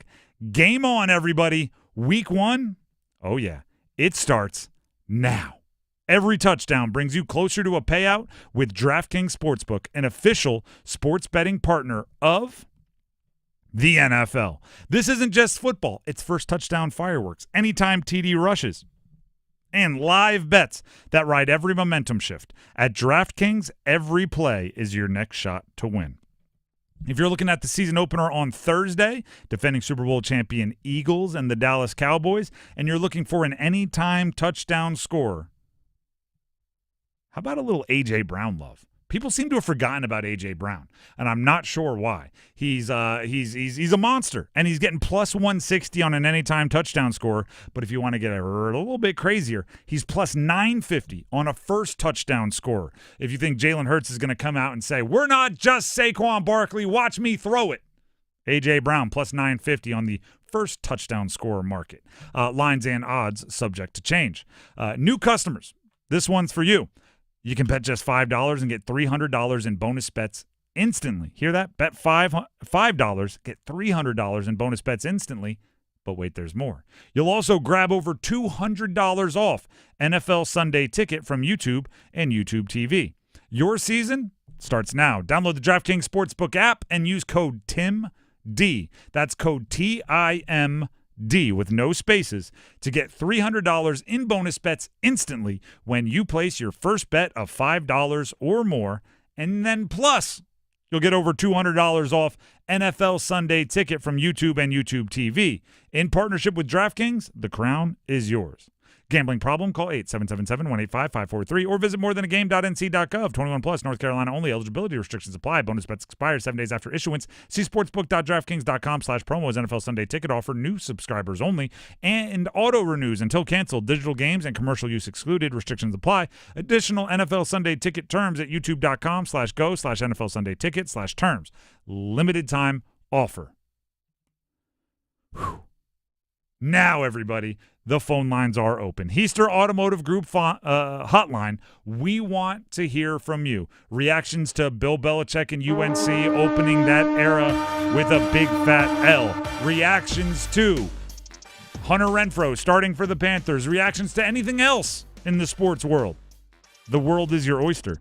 Call in right now, 919-860-5326. We're calling it a Tuesday Soundoff. 919-860-5326. And just now that I'm thinking about feedback from all of you, we do have a poll on our YouTube comments right now, 99.9 The Fan YouTube live stream, basically asking, did UNC make a mistake with Bill Belichick? Should they ride it out? Did they make a mistake? You can voice your opinions in our YouTube poll on our YouTube live stream, 99.9 The Fan, or you could call in and voice your opinions live on air on the Heister Automotive Group hotline, 919-860-5326. Tuesday Soundoff coming up next. The Adam Gold Show. We're going to find out if strength of schedule really matters in college football based on what Penn State and some of the other national contenders in that league are doing or not doing. And then you look at what Miami is doing, what Clemson is doing, as the ACC, really to their own detriment, always seems to play too difficult of a non-conference schedule. Now you got to go win them. The Adam Gold Show, weekdays starting at noon on 99.9 The Fan. Stay informed with The Rundown, the daily newsletter from High School OT that delivers the most important high school sports news and insights straight to your inbox. Brought to you by High School OT and powered by our sponsor, First Carolina Bank. Subscribe to The Rundown at highschoolot.com. Adam Gold in studio with my man Patrick Day from the Aluminum Company of North Carolina. When we're spending more time outside, especially at home, we're starting to notice all of what the past months, all the wet months did to us. What can people do? They can give us a call and we can come out and do an assessment of the house. We can walk around the house with you and take a look at your window trims, your door trims, your gutters, your fascia behind your gutters. I mean, rot's everywhere on wooden houses, right? You just see it all the time, and a lot of people get overwhelmed. So what we do, I mean, we have all of our professional salesmen will come out to your house and help you walk around. There's no pressure. We're there to really help people. You know, a lot of times people just want to see what do they need to do on their house. So that's what we're here to do. We can help you come together with a package for like windows, doors, siding, roofing, whatever you need. We're here to help you. That's the bottom line. Also, great financing packages, correct? Tons of zero-interest financing. We can make payments that are affordable for any home improvement. I love zero-interest financing. It's my favorite type of financing. Aluminum Company of North Carolina, aluminumcompany.com. My agent, I think he talked to a few teams, so I never really asked him because this is where I wanted to be. But I was either going to be here or not play, I think. It's kind of what it came down to. The Drive with Tim Donnelly, 99.9 The Fan. That voice you heard was Hunter Renfrow's agent going, don't give away all of our leverage, Hunter. At least pretend you'll play somewhere else. It's time for a Tuesday Soundoff. Heister Automotive Group hotline is open for your calls. Whatever you want to call in about and sound off about, we want to hear it. 919-860-5326. Call in now and you just might hear yourself right here on air. Mark in Raleigh will lead things off. He wants to talk about LSU beating Clemson. Natural jumping off point. Mark in Raleigh, welcome to the show. Go ahead and sound off. Hey, I appreciate it. Yeah, I'm not a Brian Kelly fan, but I was definitely happy to see LSU beat Clemson. I get sick and tired of people putting Clemson on that pedestal every year, and then inadvertently they get knocked down, and I'm glad to see it. Also, I wanted to sound off on Brandon O'Neal getting 4 goals yesterday, 1 2-pointer, 6 points overall, leading the Outlaws to the lacrosse championship. I think it's going to be his first major championship if he wins, but it's definitely good to see him play good yesterday. I just have one quick follow-up question. You said UNC inevitably is always being knocked off. You're obviously excluding the 2 years they weren't knocked off and won the national championship, right? Well, that's a little while ago. I'm talking recently, and I just get tired of Clemson. All right, seem to get all the ACC spotlight, and Florida State did a bang-up job this weekend. Miami did a bang-up job this weekend, and Clemson fell flat at home, and I'm glad to see it. All right, appreciate the call. I'm fine if other teams want to challenge Clemson for kind of the ACC flag bearer title. I would actually enjoy it if that title gets passed around year to year. I do think it is a bit cruel to say things like, until Clemson inevitably falls flat, when, like, if Clemson's been falling flat, what has everybody else been doing in the ACC? And then they did win the ACC title last year. Something worse than falling flat. By the way, I don't agree with a lot of Dabo's kind of style, but there's a lot of wins there that back it up. And I talk often about how when you win, you kind of get to talk the trash. We go to Dean in Asheville. Dean in Asheville next up on the Heister Automotive Group hotline here on a Tuesday edition of Monday Soundoff. So we'll call it Tuesday Soundoff. Dean, welcome to the show. Go ahead and sound off. How are you, Tim? I'm doing wonderful. Happy to hear from you. What do you got? I just want to say UNC last night, they got all hyped up. They flew in Michael Jordan, Jerry Rice. They flew in everybody who you could think of, and they got absolutely destroyed. It was excellent if you watched after the first drive. If you're a UNC fan, it's not, but that makes it even more excellent. Alabama got owned by Florida State. In fact, people were saying it was Kalen DeBover, which was funny. And I just want to say, the school I'm at now, we're going to make the NCAA tournament, and you already know what I've said Will Wade's going to do. So it should be fun. And the soccer note I wanted to add is that Charlotte FC surging up the table, surging towards the supporter shield. And a Charlotte player, actually recently, their striker, who is hot right now, got fined for a celebration he had in their last game in the 87th minute. All right.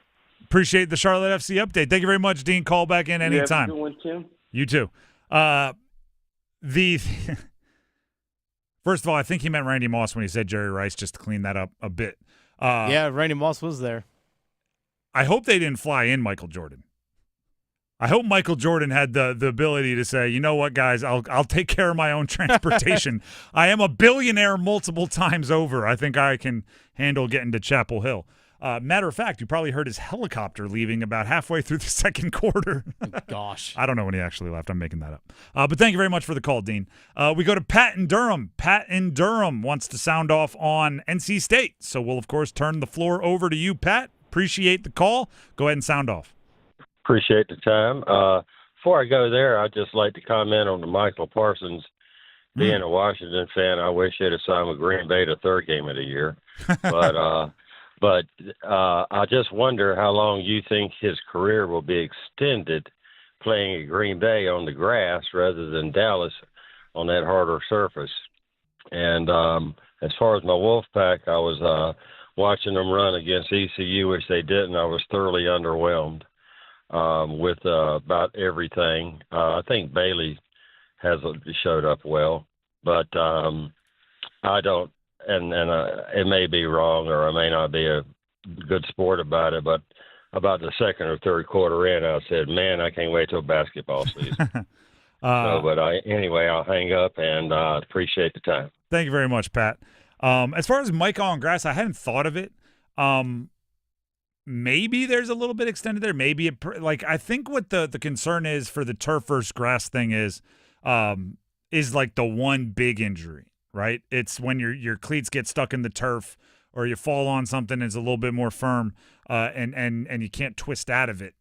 So perhaps he avoids like a one big injury, which extends him. But I don't know. I don't I was always a bigger fan of playing on grass, although I felt faster on turf, and I liked feeling fast because I wasn't. But I think, I don't want to pretend like I have the stats in front of me to say injuries are more likely or less likely other than just anecdotal stuff from people I know.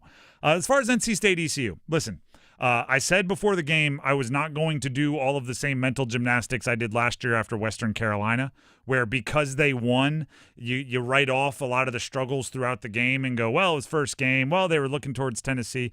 So I'm not going to do that. What I'll say, though, is they were close on a lot of stuff. So, one more inch from Hollywood Smothers on a few of those runs, and what ended up being a 5-yard run might be a 50-yard run. One more smart decision from C.J. Bailey, and a drive may be a touchdown drive. I don't know if that's comforting or not, right? Because they didn't make those 1 inch more plays throughout the day, but I still think there's a possibility there. Let's go to the Heister Automotive Group hotline. It is a Tuesday Soundoff. The phone number remains open, 919-860-5326. We are continuously opening up lines and taking more callers. So if you call in, you don't get through, keep calling. As lines open up, you hopefully will have your chance. We go to Corey and Wendell next. Wants to sound off on UNC football. Corey, welcome to the show. Go ahead and sound off. Tim, I appreciate you having me again. My voice is gone. I went to the game last night. Got a surprise birthday ticket, VIP. I got to hang out with Julius Peppers. Yeah, man. I was tailgating with Gio's parents. It was electrifying, man. I've never seen Carolina look like that. I've never seen that many people there. The hype, the hopium, as you say, was maxed out. It was electrifying. And I went to the Drake May and Miami game, and I never thought anything would top that. And it did. And it stayed that way all the way through that first drive, man. And it was what happened on that play on the second half the stadium left after that. And what I've seen is just the hearts of Tar Heel fans and the hope that they had just leave their bodies, man. And I really feel it's going to hurt them way more than what people think, because we're already so tired of mediocrity when it comes to football. And I'm interested to see what ticket sales are going to do after last night. I'm interested to see what viewers going to do after last night from at least UNC fans, man. But it was electrifying. It was absolutely everything you could have dreamed of until that first drive was over, man. And, I don't understand it myself. I was one of those ones that I didn't have. I had hopes, but I had realistic expectations. 70 new players, all new coaches, staff.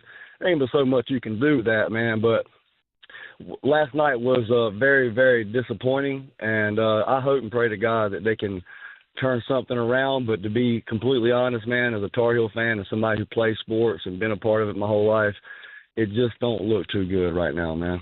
All right. I appreciate the call, and I appreciate the honesty. I was wondering, based on the first, 30 seconds of that call where it was all just about how awesome it was, and it was better than Drake May Miami, and it was better than all of these other crazy atmospheres. I was like, I wonder if this guy stayed for the second quarter. But then he obviously got to how far it fell from there. I wonder if a game that went that poorly doesn't almost give Bill Belichick a month or two to work in the shadows, because the celebrities aren't showing up for game 2 or game 3. You know what I mean? That no one's going to show up and get burned again. So it's like now it went so bad that everybody's going to it's like, ooh, don't look at that. Maybe they get a little bit of time to try to figure it out. Whether they do or not, who knows? But they get a little bit of time to try to figure it out. If I'm working very hard to find a silver lining. Matt and Lillington up next here on the Heister Automotive Group hotline for a Tuesday Sound Off. Matt and Lillington, welcome to the show. Happy to hear from you. Go ahead and sound off.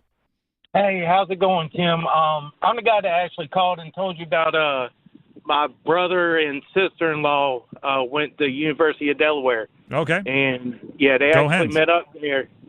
They met up there, and, the rest is history. But anyway, I want to sound off on the game last night.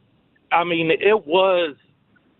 Carolina did get squashed. It was, there's no doubt about it. But I'm a Duke fan, but okay. I will say this. This is the first Bill Belichick's first ever game as a college head coach. He's been playing, doing NFL his whole entire career, and that's a whole different world, Yep, I guess. very you much can so. say. So, I mean, you can't expect him to jump ship and just, all of a sudden be the greatest college coach of all time.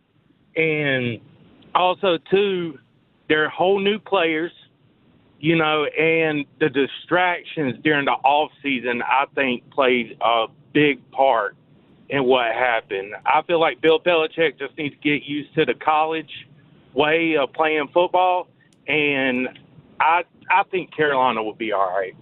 All right, appreciate the call. And I'll actually respond to that in just a specific part of that. I've heard through the grapevine that there is a silent but big part of college coaching circles of guys that came up coaching college football, did the GA thing to the position coach, to the coordinator, or maybe that our head coaches haven't yet made it to head coaches, that are very much for their own personal upward mobility are rooting against Bill Belichick because they're afraid that if Bill Belichick jumped from the NFL to college and worked like gangbusters, that the new trend would be go hire away NFL assistants to be college head coaches, right? Because if the NFL systems work in college, you could go get a NFL quarterbacks coach or an NFL coordinator and pay them a bunch of money to go be your head coach. And if it works, it works, right? So if there's a defensive backs coach in some college that is, aspiring to be a defensive coordinator and then a head coach one day, they don't want to have their advancement opportunities clouded with NFL guys coming down. Not saying that it will or won't work, but I am saying that what the caller said about it's tough to go from the NFL to college coaches are hoping that's true because then it won't happen very often. Even if Charlie Weiss drops down. Didn't work out that good, did it? Bill Belichick drops down. If it doesn't work out, that's good for those hunting for college jobs from the college ranks. Back to the call-in line we go. Rick. I almost called them Ricky and Rocky. You know what? Rick and Rocky Mount. I'm just going to say that. I almost called them Ricky and Rock Mount. Rick in Rocky Mount wants to sound off on our podium earlier. So I'll remind all of you, we do a 1-week award. We call it the podium. Off the podium, UNC football, bronze, Wake Forest, silver state, gold, Duke. And Rick wants to sound off on it, so we'll bring him on the show. And Rick, the floor is yours. Hey, thank you, Tim. First of all, congratulations to the Blue Hens winning this past weekend. Thank you very much. First win FBS. Second, absolutely. Also, the only thing I disagreed about the poll was your third place, your bronze. I thought Appalachian State beating Charlotte should have been over the Wake Forest big win over Kennesaw. I very much appreciate the call, Rick, and no disrespect to App State at all. It's just the way we do the podium. It's just the 4 teams in the ACC from the state of North Carolina. So it's the Power Conference North Carolina teams. Okay. But hey, okay, I understand that. Thank you very much, Rick, and I will use your call to shout out App State because they did kind of smoke Charlotte. They didn't kind of, they did. They definitely did. I had to. I was on ESPN National doing some fill-in work on the network, and I referenced that UNC's schedule gets much easier from this point forward after the TCU game. And my co-host goes, well, I'm looking at their schedule. They play Charlotte. I don't know if that's going to be, they just didn't know about Charlotte. And I was like, well, they got smoked by App State. So I think it's going to be a step down from TCU for UNC. So shout out to App State for getting the big W. But the podium is reserved for the Power Conference teams in the state. We don't branch out into the Group of 5 or the FCS or beyond, or else there would have been a bunch of options. There's a bunch of teams could have been in that mix. The Heaster Automotive Group hotline is open for your calls. It's a Tuesday sound off, whatever you want to sound off on. 919-860-5326. We go to Isaiah in Wake Forest next. Isaiah wants to sound off on the Tar Heels And we encourage that sort of thing around here, sounding off on whatever you want to talk about. Isaiah, the floor is yours. Hey, thank you for taking my call. Just what I wanted to say is, I started watching the game. We had a great first drive. Offensive line was making holes. Lopez had 2 really good passes. The defense looked fair the first drive, and then after that it just all went down. The defense looked confused. Lopez looked like a fresh high school freshman playing in the senior night game, getting thrown in there when their senior quarterback gets injured. Just scared, like he'd never played before. And so that's why Charlotte is a step down, but I want to say that I am for Max Johnson starting next week. He did get hurt. He's coming off a really bad injury, but he did play at Texas A&M. That's better competition. I was told he didn't start there, but I looked at his statistics and he got a fair amount of games and a fair amount of minutes, so I think he might be a better shot for us. And when he got put in the third quarter, he looked well. He threw a touchdown pass, and he had more yards, like throwing yards than Lopez had the entire game. That might have been against the second-string defense, but still, that's just what I wanted to say. I appreciate the call. Lot to dig into there, Isaiah. So thank you very much. Max Johnson's career best year was actually at LSU pre-Jaden Daniels. So the dude's been in college football for a minute now. But he had 2 years at LSU, 2 years at Texas A&M, and now he's going into his second year with the Tar Heels. So if you want experience and you want just, maybe not as much athletic ability, especially post-injury, but if you want experience, Max Johnson would be the guy. I don't think, how ironic would it be if Bill Belichick's first big decision as a college coach is to bench the quarterback they paid a lot of money for and go to the backup who might be less impressive physically, when obviously the most high-profile decision he ever made was benching the more impressive physically highest paid player on the team, Drew Bledsoe, for the less impressive physically unknown Tom Brady. I don't know. It might be a little, especially Gio Lopez goes out with an injury and then Max Johnson comes in, plays better. If he makes that situation to stay, it's like, I think they're in line for 6 national championships in the next 20 years. This is how the book gets written. It is interesting. I did look it up, by the way, while he was talking. 16.5-point favorites. Tar Heels are over Charlotte next week. 16.5. So they're obviously projected to win by a bunch. Bob in Smithfield, going back to the Heister Automotive Group hotline, wants to sound off about UNC. Bob, welcome to the show. The floor is yours. Yes, sir.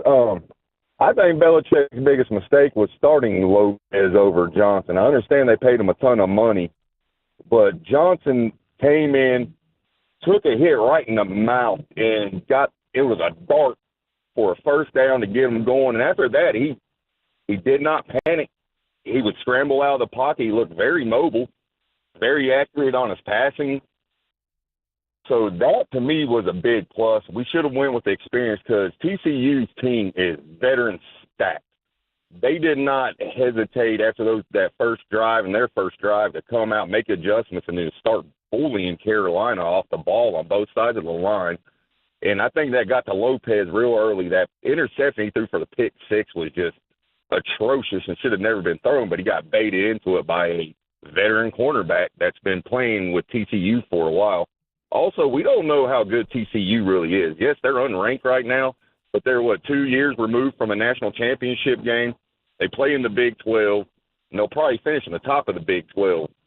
So, honestly, for a first game, 70 new starters, and you're going up against really stiff competition, I felt it was a setup for a trap to begin with. Belichick doesn't know what he has with the team at all right now. No preseason, which is new for him, because he would have slotted players in and out real quickly had they had a couple preseason games.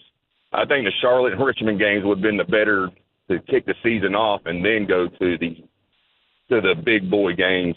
Which, I mean, we got 3 weeks. Clemson, I think, at number 8 Clemson.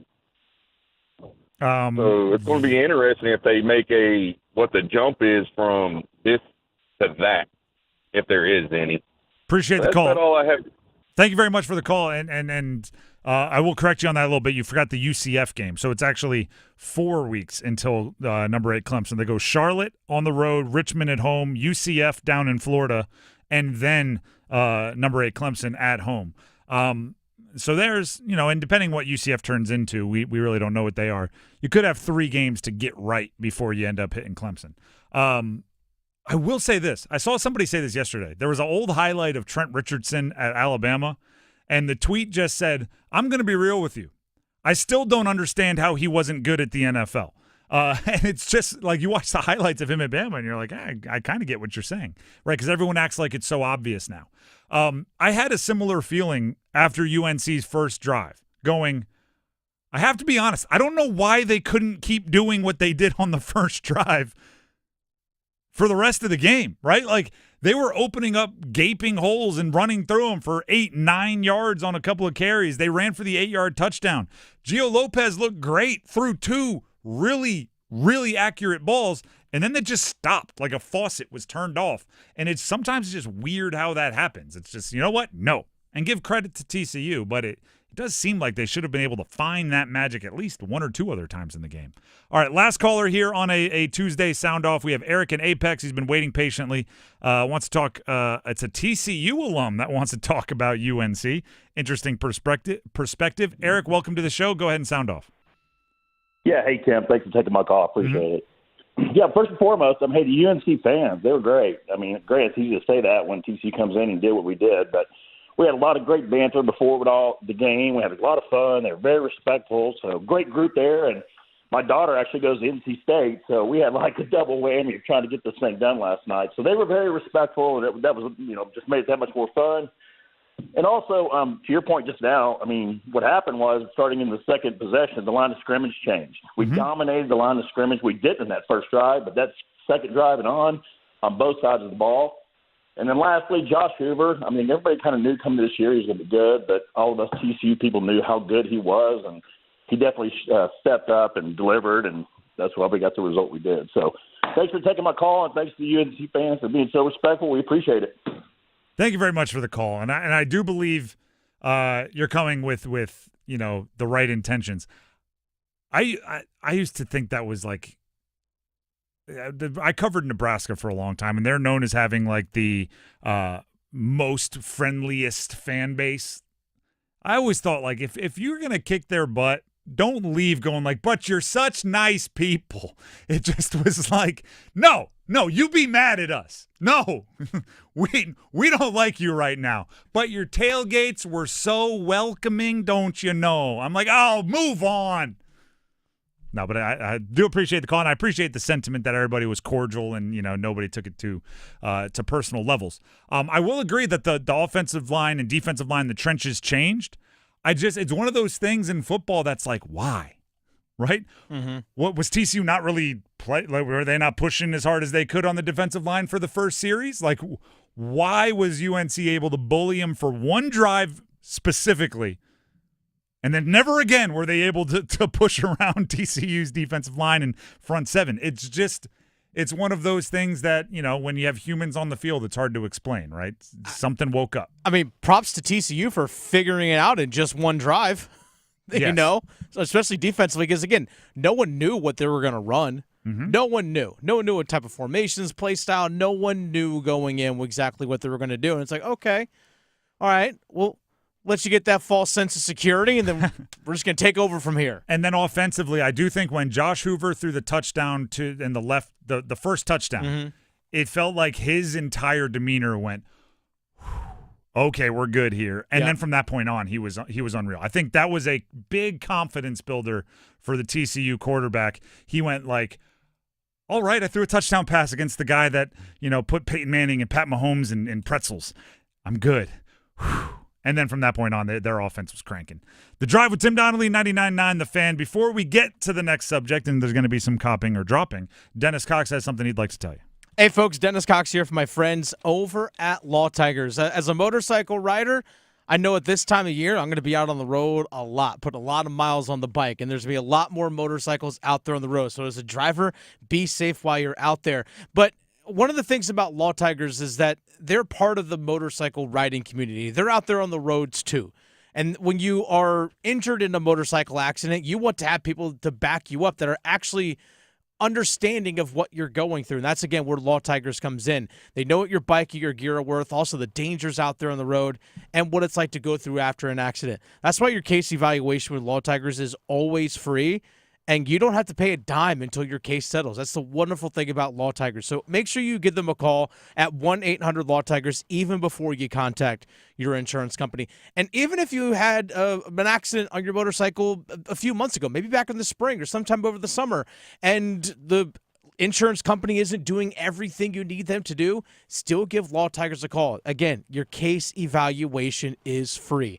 So give them a call, 1-800-LAW-TIGERS, North Carolina's motorcycle injury lawyers. Law Tigers is a network of independent law firms who are members of the American Association of Motorcycle Injury Lawyers. Law Tigers is not a law firm. The Drive with Tim Donnelly, 99.9 The Fan. We'll do some copping or dropping in a segment called Cop or Drop coming up. When you crave the best in college football action, you'll find it on 99.9 The Fan. Ohio State has won the national championship. The ACC, the SEC, the biggest matchups will be found here. Manning gets the snap. He's stopped at the line of scrimmage. Ohio State turns him back inside the one. The nation's #1 defense stands tall again. College football on The Fan is powered by Roofworks and Preserve Services. Dear McDonald's, your breakfast menu, fire. 10s across the board.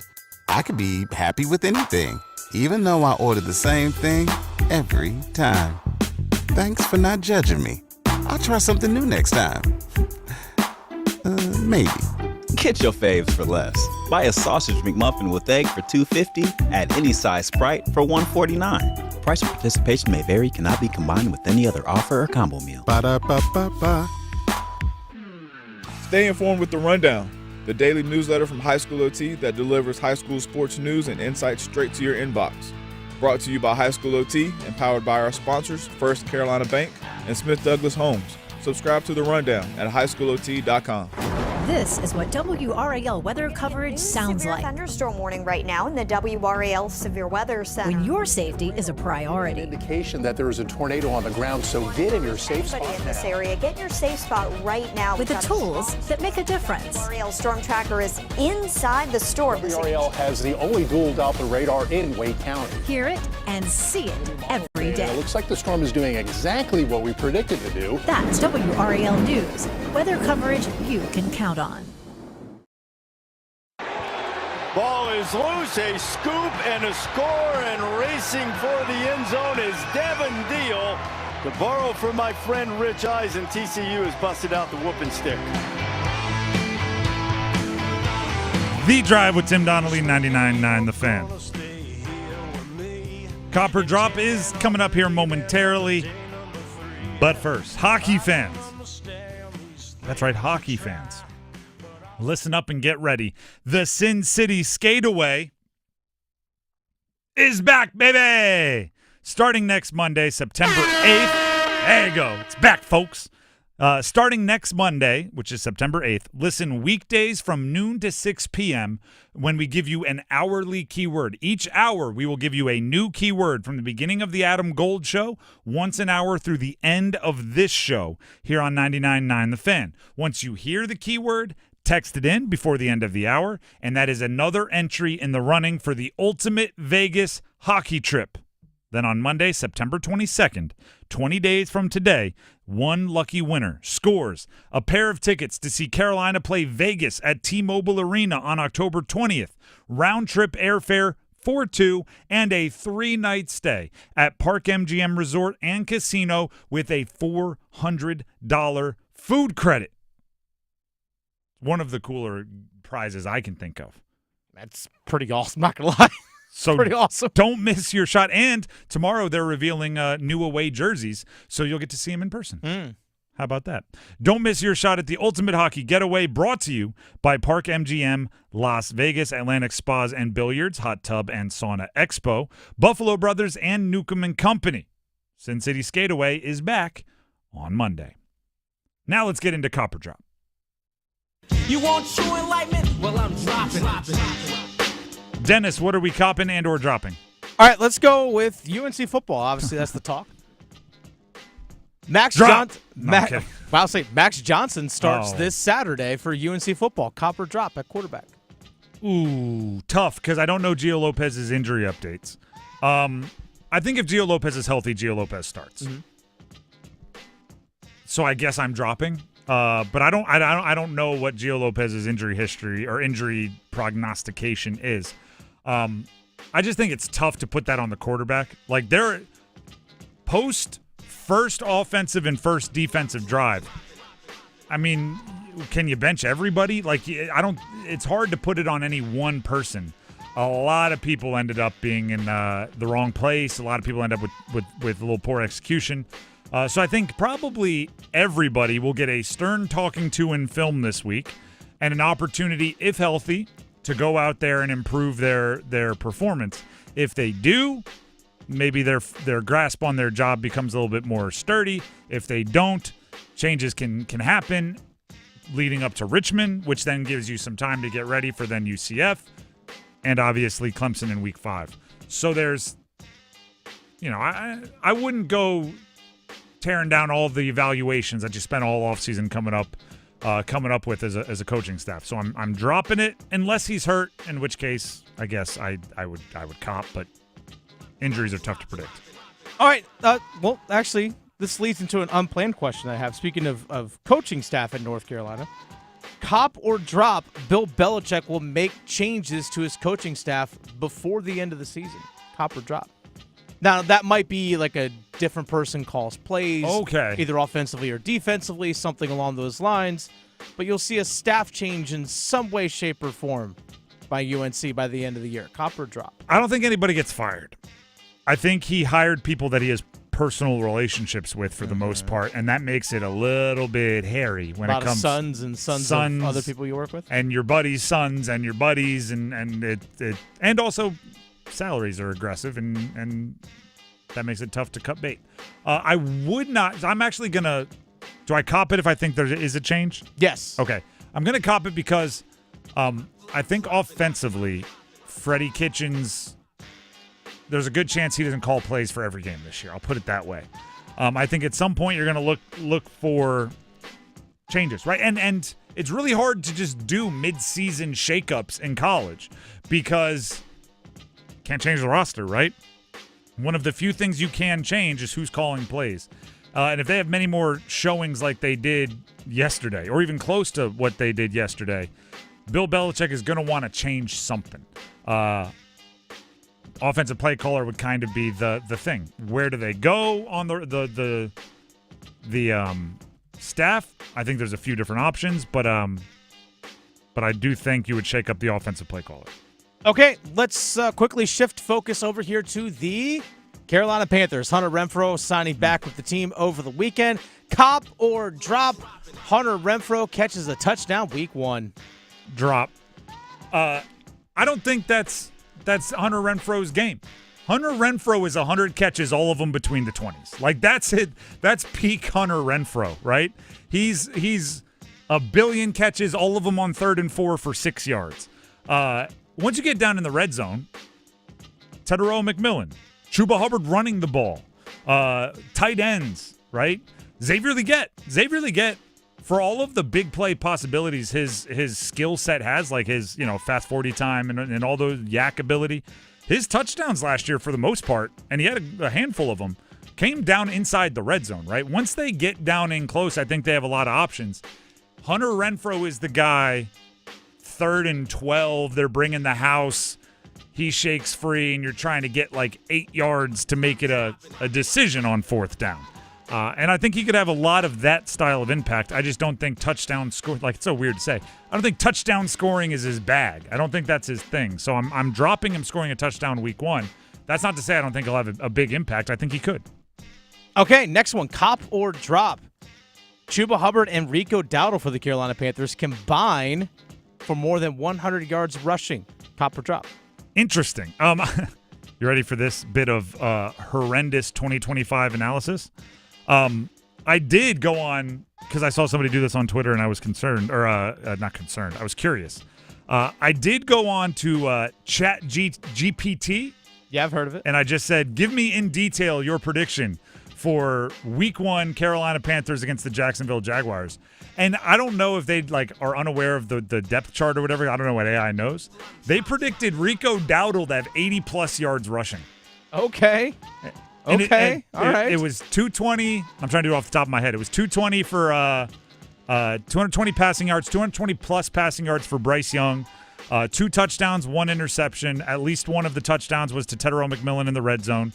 Rico Dowdle had 80-plus rushing yards, and it was a late Travis Hunter had 50-plus receiving yards.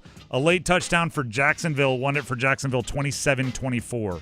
But they emphasized that the Panthers covered and showed positive signs, according to ChatGPT. So what was the question again? I just remember I started off with Rico Dowdle, 80 or more rushing yards. Copper dropped that Rico Dowdle and Chuba Hubbard combined for 100-plus rushing yards. Yeah, I'll cop that. I mean, if Dowdle's getting 80 like the machines tell me, I think Chuba's good for 20. I feel great about playing football right now. I think especially early on, they're going to be really dedicated to the run. They're going to really try to establish it. I don't know if it'll be the most efficient 100, but I think they'll get to 100 as a unit. And there you go for a quick Tuesday version of Cop or Drop. Before we move on to the starting 5, Dennis Cox has something he'd like to tell you. Hey, folks, Dennis Cox here with my friends over at Raleigh Weight Loss Center. I actually just had earlier today at noon a follow-up appointment with Raleigh Weight Loss Center. And just over a month since I started the program with Raleigh Weight Loss Center, 30 pounds down. 30 pounds down. I was actually getting dressed to go, work a football game last night, and I actually had to tighten the belt to a tighter belt loop as opposed to loosening it. I actually had to tighten it a little bit more just so my pants wouldn't fall down because my clothes are just fitting much better now. Again, 30 pounds down in just over a month with Raleigh Weight Loss Center. And here's the thing about it. You're doing it in a way where there's no shots or injections, so no side effects or anything along those lines. You're not doing HGH, you're not doing steroids, you're not doing those kinds of things. It's just your body resetting and restarting its metabolism so it burns the weight off like it's capable of doing. You're losing anywhere from half pound to a pound a day. And again, it's your body doing the work. It can be super frustrating when you feel like you're doing all the things right, like you're working out, go to the gym, you're eating right, and nothing seems to change. That's where Raleigh Weight Loss Center comes in. Again, my clothes fit better. I feel like I have more energy. I'm sleeping a whole lot better as well. Visit RaleighWeightLossCenter.com or give them a call, 919-897-7506. Again, 919-897-7506, RaleighWeightLossCenter.com, 919-897-7506. If you want to have that change, get it started, RaleighWeightLossCenter.com. Results may vary. The starting 5 at 5 will be up next right here on The Drive with Tim Donnelly. Don't go anywhere. 99.9 The Fan, Newcomb and Company, Buffalo Brothers, and Atlantic Spas and Billiards Hot Tub and Sauna Expo want you to see hockey live in Las Vegas. It's our Sin City Skateaway. Listen to The Fan starting Monday. Keywords come your way every hour from noon to 6. Text in the keywords to enter to win a trip for 2 to Las Vegas. We'll fly you to an amazing room at the Park MGM Resort, and we'll hook you up with tickets to the Carolina Vegas game. The Sin City Skateaway starts Monday only on 99.9 The Fan. Hey friends, Paul Leihander from 99.9 The Fan for FanDuel. And FanDuel is getting you ready for kickoff with an offer you won't want to miss. New customers can bet just $5 and get $300 in bonus bets if you win. That's right. Pick a bet $5, and if it wins, you'll unlock $300 in bonus bets to use all across the app. You can build parlays, bet player props, ride the live lines. Whatever your style, FanDuel has got you covered. The NFL season is finally here, and the only question is, are you ready to play. Visit FanDuel.com/Paul, P-A-U-L, and download the FanDuel app today and get started. 21 plus and present in North Carolina. First online real money wager only. $5 first deposit required. Bonus issued as non-withdrawable bonus bets which expire 7 days after receipt. Restrictions apply. See terms at sportsbook.fanduel.com. Gambling problem? Call 877-718-5543 or visit morethanagame.nc.gov. The deals are heating up at Wilkinson Chevrolet GMC in Sanford. Get ready to rule the road in a new 2025 Chevy Silverado 1500 with TurboMax engine for up to $5,250 off and 0% financing available for qualified buyers. Together, let's drive. Includes bonus customer select market and Chevy loyalty cash. Restrictions apply. See dealer for details. Trucks this tough don't sit for long, so hurry to Wilkinson Chevrolet GMC in Sanford or online at wilkinsoncars.com.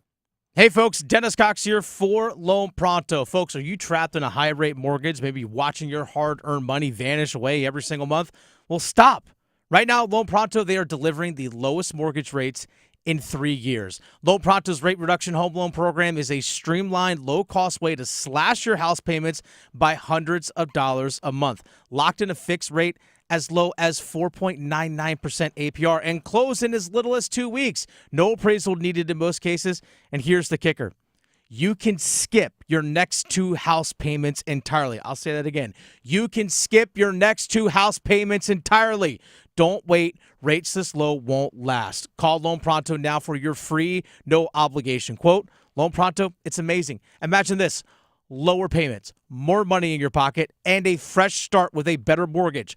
Call 919-381-1760 or visit loanpronto.com to unlock your new low rate and skip those next 2 payments. Don't let high rates hold you back. Call 919-381-1760 or go to loanpronto.com right now. Equal housing lender, NMLS 1661781, subject to lender approval, NMLSconsumeraccess.org. I'm attorney Brian Ritchie. Big truck accidents can cause life-changing injuries, and life-changing injuries deserve life-changing money. I know big truck wrecks, and I know how to fight those big insurance companies. If you've been hurt by a big truck, contact us at ritchielaw.com. I'm on top of it. Broadcasting live from the Lenovo Studios. WCMC HD1 Holly Springs. 99.9 The Fan. The Triangle Sports Leader. Good afternoon, everyone. I'm WRAL meteorologist Mike Mays. Gorgeous fall weather today. It's about to turn back to summer. 58 the low tonight, so not quite as cool. 83 for Wednesday, sunshine. 87 on Thursday with a chance for a few afternoon and evening storms. Weather update brought to you by Newcomb and Company, where your comfort is their business. Visit newcombandcompany.com. 5 o'clock check of your money. Dow Jones at the closing bell today down 249 points to 45,295. This hour of the drive is brought to you by Bet365. When it comes down to sports books, Bet365 has it all. Download the app today and see why it's never ordinary at Bet365.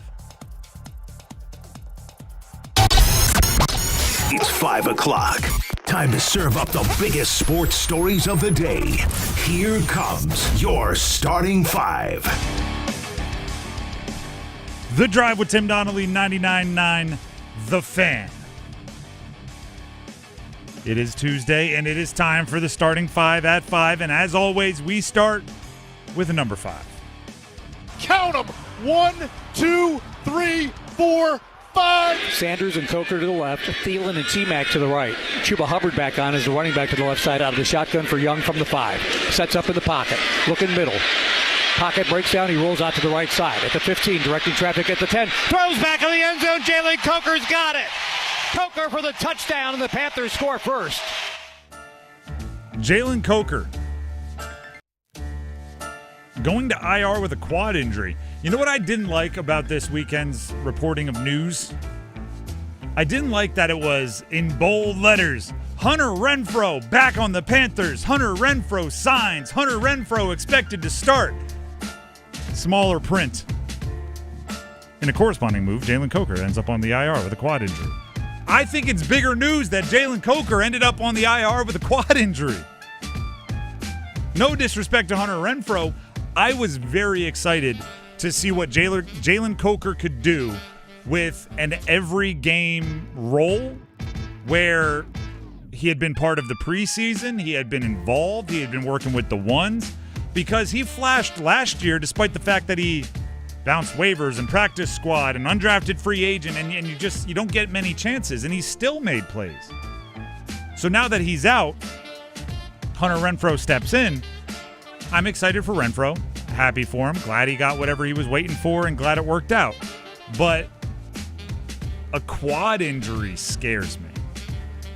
Right? You break a bone, doctor tells you, put a cast on it, take off the cast in a month, you'll be good to go. Right? The last week you have the cast on, it stinks because you can go work out with it. You can sweat, right? You can do everything you need to do. When it's the soft tissue injury, I get worried about the lingering. I get worried about the, let's go test it. Oh, no, there's another 2 weeks. Let's not forget that last year Jalen Coker did miss a little bit of time with a quad injury, and also this summer dealt with a little bit of a soft tissue injury, which they were super cautious with. But, yeah. Coker, to me, was the player that made the Adam Thielen trade plausible. That's a compliment to him. I do think he will have an opportunity when he comes back to get back in the mix. If it lingers, I start to worry because guess what? Undrafted free agents can miss the bus, right? He's got a ticket for the bus. He's got it. He's earned it. He's overperformed. He has his chance. If he's not ready and that bus pulls away, you can miss it. And undrafted free agents aren't guaranteed more shots, right? I talk about, first-round picks, highly drafted guys. They have 9 lives. Undrafted free agents are not that way. So I worry for him, and I worry for the excitement and the. I want him to get right, but I don't want him to take too long. I want him to get the opportunity, but I want him to be healthy enough to take advantage of the opportunity.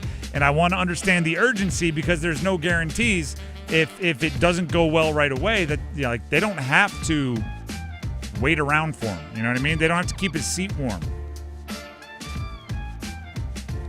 And it happened in practice the Thursday before week 1. That is such brutal timing. Because if it happens at the beginning of training camp, you'd be real cautious. If it happens in season, you've already put something on tape to show what you can or can't do. The fact that it happens a week and a half before the NFL season starts means you can't rush it to come back for the season, but you probably want to rush it to be back as early as possible. It's just it's a really ugly spot. I feel for you, Jalen. That's number 5. Let's get to number 4. 1, 2, 3, 4 all together. Allen, shotgun snap. He's going to throw on 4th down. Steps up, rolls to his right, fires to the back of the end zone. It is caught! Touchdown! Ty Johnson! The NFL is a league. The NFL is a conglomerate of owners. The NFL is a lot of things. They are an entertainment business first, and they are not messing around week 1, which, by the way, we're in week 1. This Thursday, the NFL regular season starts. I'm going to read you just a few of the treats they are giving us week 1. On Thursday, Dallas Cowboys, fresh off of trading Micah Parsons, at the defending Super Bowl champion Philadelphia Eagles. Juicy. Friday, from Brazil, Kansas City Chiefs, trying to get back to the Super Bowl, an angry Kansas City Chiefs team, at the Los Angeles Chargers. Jim Harbaugh, Justin Herbert, Ladd McConkey, Omarion Hampton. 2 of the better teams in the league. Then on Sunday, you get morsels of goodness, such as Carolina at Jacksonville, everybody. All right, it's exciting for us. It's exciting for us. It might not be as exciting for the NFL public at large. But there are really intriguing matchups like Dennis, your Pittsburgh Steelers, and Aaron Rodgers going to the New York Jets, the team he just left. The Jets have made the theme of their preseason. Aaron Rodgers and Robert Saleh isn't here anymore. And then game one, Aaron Rodgers is there. It's hilarious. Do you know what I was thinking would be a hilarious move? Tell me if you would be okay with this. If the Jets asked Aaron Rodgers to jog out with the American flag. Because obviously when he went to the Jets, pretty much the only thing he did before he tore his Achilles was jog out with the American flag, and it's become a meme. If the Jets sent over an American flag for Aaron Rodgers to run out of the tunnel with, petty, maybe, yes. I'm all for petty. Oh, yeah, me too. There's Detroit at Green Bay in the 425 section. Should be a good one. There's Houston at the Rams. What's up with Matt Stafford? He's going to play week one, but he hasn't done anything, kind of is the way I'm looking at it. And he's just going to go out there and pepper Puka Nacua and Devontae Adams with targets. How about this one? Little Sunday night football. Little Baltimore Ravens at Buffalo Bills. Lamar at Josh Allen. It almost feels too early in the season for that. I need them to go have a couple of ridiculous stat games each so it's like the MVP race is in full swing by the time these two play. Doing it week one, it just feels like we're being robbed. What about a little Monday night? A little Minnesota at Chicago, shall we? New quarterback J.J. McCarthy with Minnesota against new coach Ben Johnson with Chicago. And then, of course, I think the outcome of the trade everybody's been talking about for the last week. How does Adam Thielen play for Minnesota? Did you feel that the switch when the Micah Parsons trade happened? It felt like every national media member went, "Oh, thank goodness, I don't have to come up with opinions on Adam Thielen for a fourth and a sixth or whatever it ends up being." Like oh good, I don't have to talk more about that. I can now talk about Micah Parsons. There's a bunch of other games that are interesting. I'm calling it the New Vibes Bowl. Vegas at New England. Pete Carroll, new. Mike Vrabel, new. Ashton Genty, Travion Henderson. Just so much new up and down. Geno Smith, Stephon Diggs. There's so much new on both sides. It's just all about new vibes in that one. I could go on and on. Cincinnati at Cleveland. I mean, a train wreck that you can't look away from. Bruh. Joe Flacco, Joe Burrow, for Joe supremacy. What number was that? 4? Let's get to number 3. Takes the snap, fakes the pitch. Same play as they got on the third down play, but King breaks away down the right side, moves outside the numbers. He will glide into the end zone inside the right pylon. Touchdown, Georgia Tech. Haynes King from 45 yards out puts the Yellow Jackets ahead. So, first of all, NFL has to do a lot to live up to week one in college football. It wasn't the cleanest football. It wasn't the best played football we've ever seen, but it was entertaining. Had a good time watching it. I saw somebody say this about Haynes King, and I went, "Oh, you're new to the Haynes King experience, aren't you?" Somebody tweeted out, "I'm not sure if Haynes King is a good quarterback, but he's a darn good football player." And I was like, "Oh, yeah, I mean, this is your first time watching Haynes King? That's why we love the kid. Georgia Tech quarterback. I have no rooting interest in any of that, but you respect the heck out of watching Haynes King." Dude is nails. And if you're watching it going, "What is going on here?" It's like, "Oh, first time? Yeah, it's cool."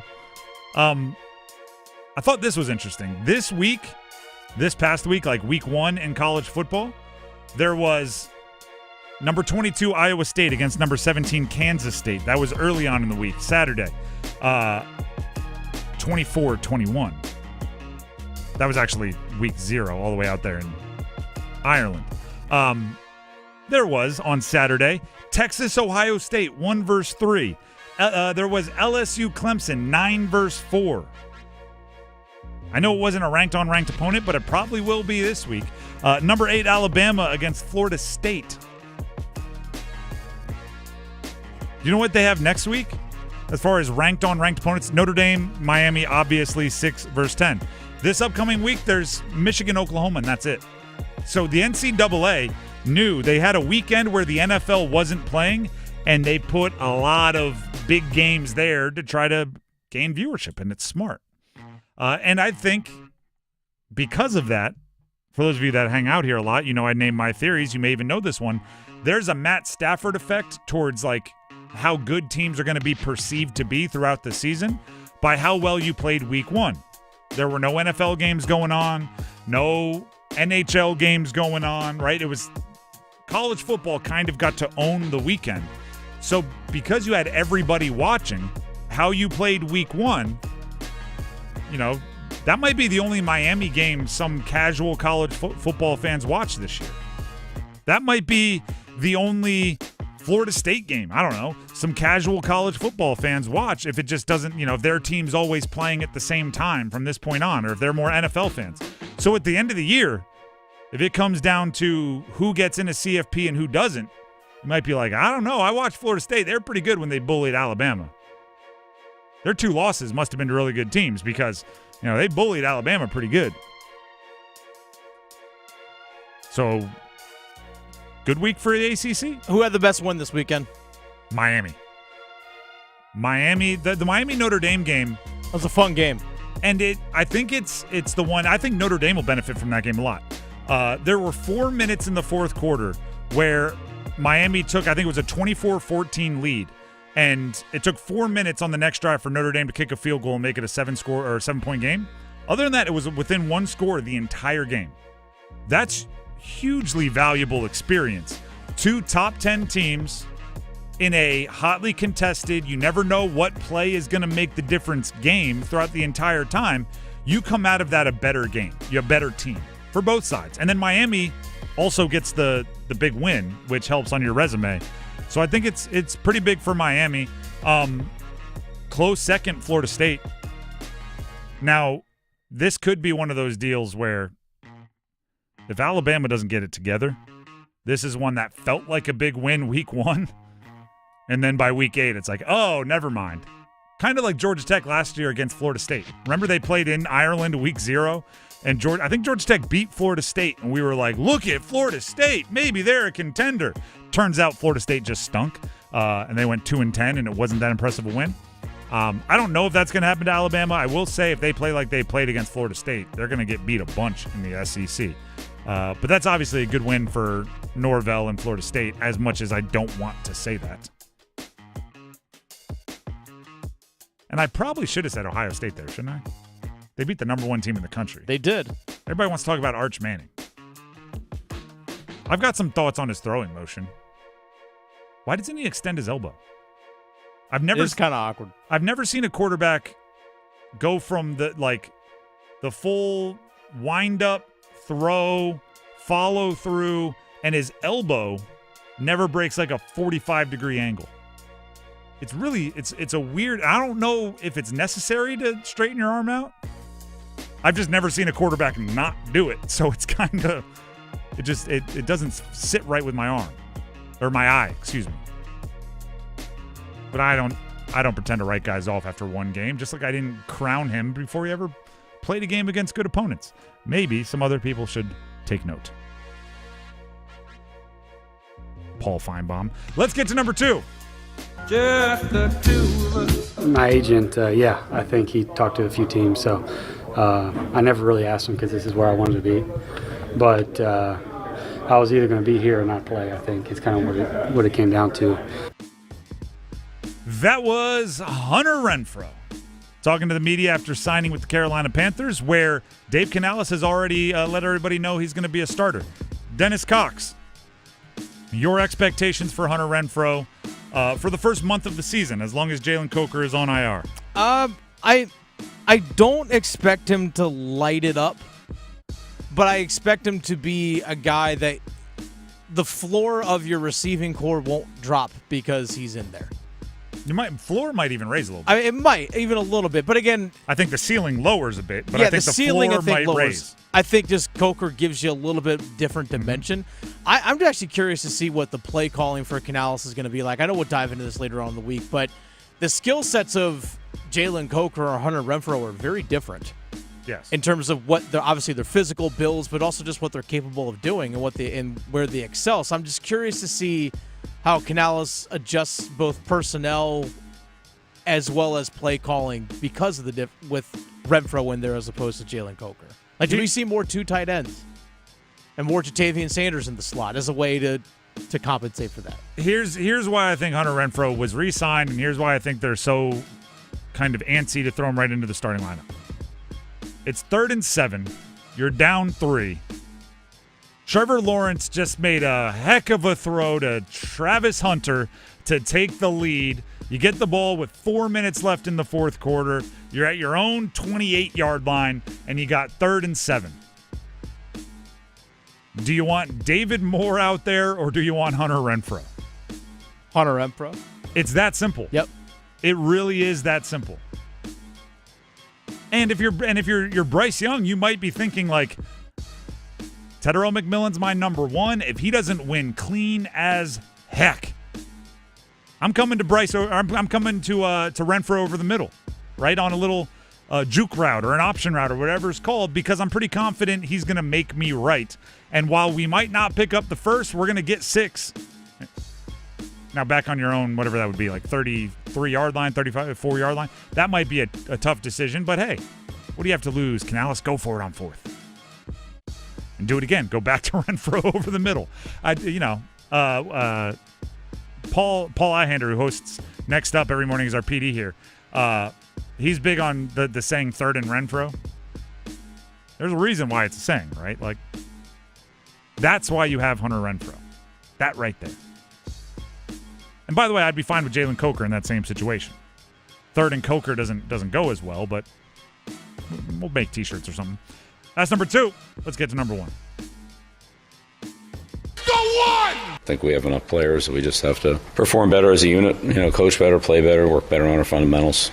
There's no shortcut to it. We just got to work harder and do a better job. That's all there is to it. UNC lost to TCU last night, 48-14. I love the coach speak. We just got to do better. We got to coach better. We got to play better. You lost 48-14. I would say so. But what is he supposed to say? Oh, really? Yeah, it's such a hard situation. It really is. Because after that game, you don't want to throw people under the bus because everybody, you would think everybody feels bad enough. You probably haven't even, and this is the crazy part because you're Bill Belichick. You're still a new coach. You probably haven't earned the trust to coach through the media too aggressively, right? These players are still getting to know you. As much as you're getting to know their strengths and weaknesses in games. The crazy part about all this, I picked UNC to lose this game. I did not pick them to lose 48-14. I don't think anybody did. But I picked them to lose this game. And I've said all along that I think the UNC Tar Heels, the Carolina Tar Heels of Week 10, are going to be unrecognizable compared to the Tar Heels of Week 1 because 70-some-odd new players on the roster and a new scheme and a fully new coaching staff and a new front office and a new everything. I'm not sure they can make – if they truly are as bad as they looked yesterday, then the strides they have to make to be competitive against some of the teams later on in their schedule, they're significant. Right? They got to make big strides. They have a long way to go. However, if to quote Keanu Reeves in The Replacements, if last night was a bit of they're not that bad, but they got caught in some quicksand where things started going against them and the harder they struggled, the more mistakes they made, the more they pressed, the more mistakes they made, and they got caught in an avalanche of anti-momentum, and they're actually some team better than that, then there's a possibility that a great coaching job, and if they have great leadership as far as veterans on the team, and they use this adversity to come together, there's some better result down the line. I don't know if I'm picking that after watching that game and then rewatching it this morning is still so fresh in my mind that it's like, it's hard to see where they get 400 times better than they played last night, and that's what's going to have to happen, right? It's not like, hey, we fixed 2 or 3 plays here, the entire game is different. It's like, yeah, you fixed 20 or 30 plays last night, and the entire game is different, and that's a really, really tall task. I mean, keep this in mind about yesterday's loss for Carolina. We are at the point in the fourth quarter. I was looking. I was like, when's the last time they lost a game by 30 or more points? It's September 27th, 2018. They lost 47-10 to Miami. Larry Fedora was the head coach. That's the last time they lost by 30-plus points. Bill Belichick has never given up that many points ever as a coach. Also, it's the most points ever allowed in a season opener for North Carolina football. Ever. I mean, that's how bad it was yesterday. When you can sit there and say most ever on multiple occasions, that's not a good thing. It's not a good thing. And then also, you're putting Belichick in now in the realms of Larry Fedora, which, let's be honest, didn't end well.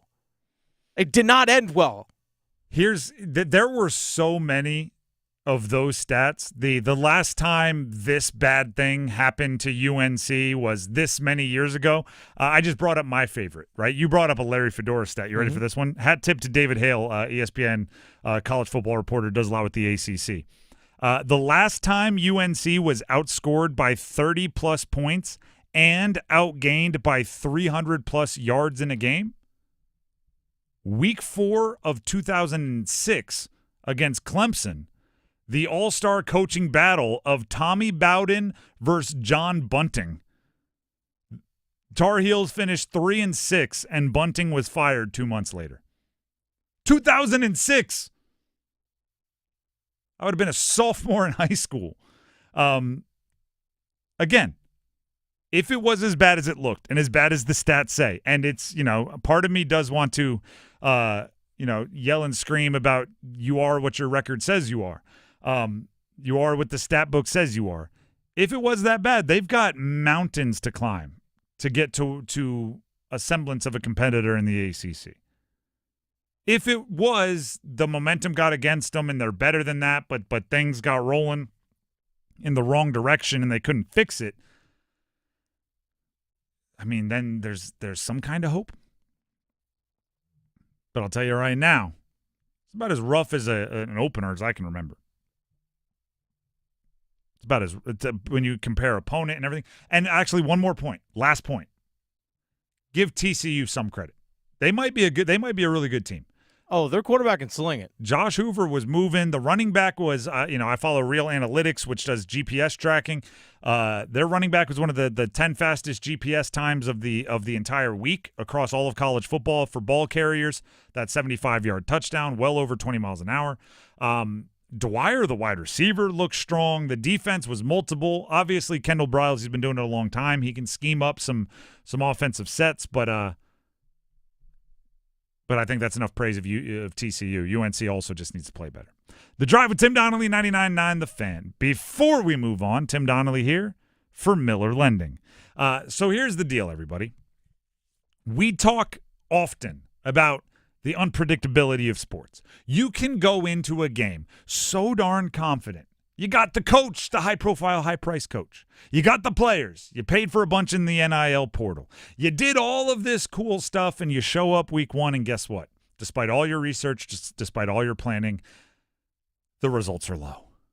Same as you did all your research. The economy's doing this. The government's doing that. The Fed's going to do this. Rates are going to drop in the mortgage market this September. Then you get to September, you show up, you're so sure. Why did rates go up? It's because we can't predict the mortgage market. And now you feel foolish because you didn't lock in your mortgage last week because you thought the rates were going to go down, but now they're going up and your monthly payment's going up and you're going, why did I wait? Now I feel foolish. No. Here's what you do. As soon as you decide you need a mortgage and you have the house and it's all set up or you need to refi, you call up Miller Lending. And you say, I want a no closing cost loan. That way, even if you predict 2 weeks from now, 2 months from now, all your research says rates are going to drop, you can lock in a no-cost loan at the rate right now, set up your monthly payment with the awareness that if rates drop when you think they will, you can refinance with no costs, no fees, no monies out of your pocket. None of them. Zero means zero. So you can predict while also protecting yourself, right? Predict and protect. A little slogan right there. You can protect yourself against the volatile market by locking in a no closing cost loan. If you want to learn more, give them a call. 919-447-3377. That's 919-447-3377. Or visit them online at millerlending.com. Once again, millerlending.com. Miller Lending is an equal housing lender, NMLS number 250-2146. We need some numbers game contestants because we have some tickets to see country music superstars Billy Currington with Kip Moore. That's Kip Moore on September 13th at Red Hat Amphitheater. If you want to win the tickets, you have to win the numbers game. If you want to win the numbers game, you have to call in now. 919-860-5326. That's 919-860-5326. We need 2 contestants to play for your chance to compete in the numbers game and to win the tickets. Call in now. Numbers game next.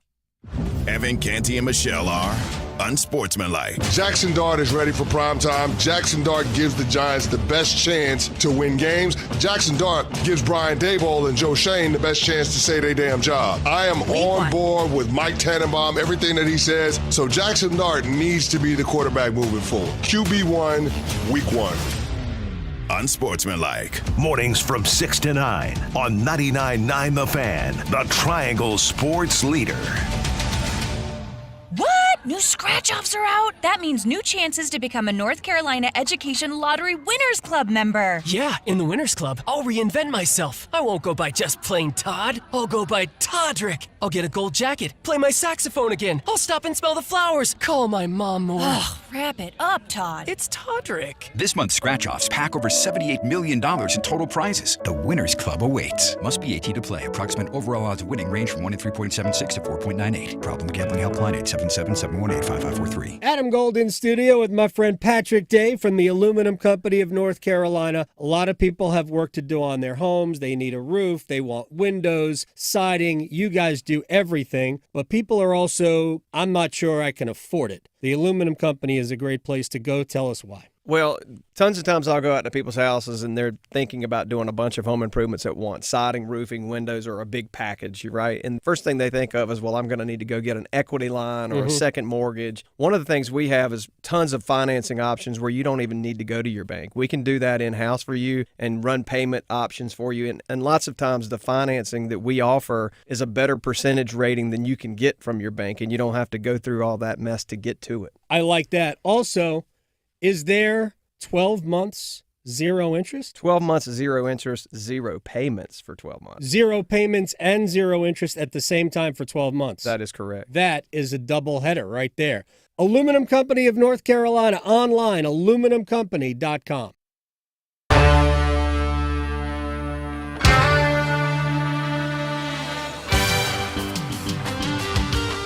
The Drive with Tim Donnelly, 99.9 The Fan. It is time to play the numbers game.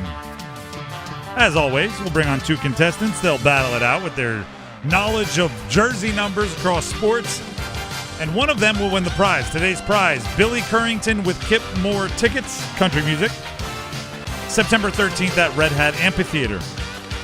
The contestants for today are Marcus in Morrisville and Zach in Raleigh. I will give them both the same question. They will answer it. Dennis will pick his favorite answer. That person will get to go first, and we will get started. Marcus in Morrisville, can you hear me? Yeah. All right. The question for today, as it often is, the first day of a week, since we didn't have a show yesterday, what was the highlight of your holiday weekend? But because we're a sports show, make sure it somehow relates to sports. I'm going to say my highlight was college football. All Saturday, went to the beach and just watched college football. So that's the highlight. All right, college football all Saturday at the beach. Locked in, Marcus. Stay in the line. We'll see if you go first. Zach in Raleigh is up next. Zach, can you hear me? Yes, sir. All right, same question to you. What was the highlight of your holiday long weekend? But because we're a sports show, make sure it relates to sports somehow. Sure. Okay. How about Texas #1 going down to OSU? I'm a huge Texas fan, not a Buckeye fan. And the fact of the matter is they're going to drop out of the top 10 ranking without a doubt. So as a Texas fan, your highlight of the week was your team losing and falling out of the top 10? Well, I guess it was a statement for all of college sports. Okay. Being made right then and there. All right. Dennis, those are your 2 options, college football all Saturday at the beach or Texas losing to Ohio State. It's interesting hearing that from a Texas fan, being like, "Yeah, we lost. Awesome." Hey, we were part of it. We were in the mix. Exactly. Kind of what I got. I mean, that was everybody was watching us. It took about to the fourth quarter for that game to actually get going. So that game overall actually was a bit boring. That Texas-Ohio State game, a little bit. You don't boring. Like balls being thrown in the dirt? No, I don't. That was an Arch Manning joke. I'm sorry. Yeah, I know. Everybody's doing it. That's my bad. That's my bad. Right there from the very first play. I mean, chilling at the beach, nice weekend, also enjoying football. I got to go Marcus and Morrisville on this one. All right. Marcus and Morrisville gets to go first, but Zach and Raleigh, don't worry. You'll have your chance. Just have to sit on hold. Marcus, are you ready to pick a category? Yeah.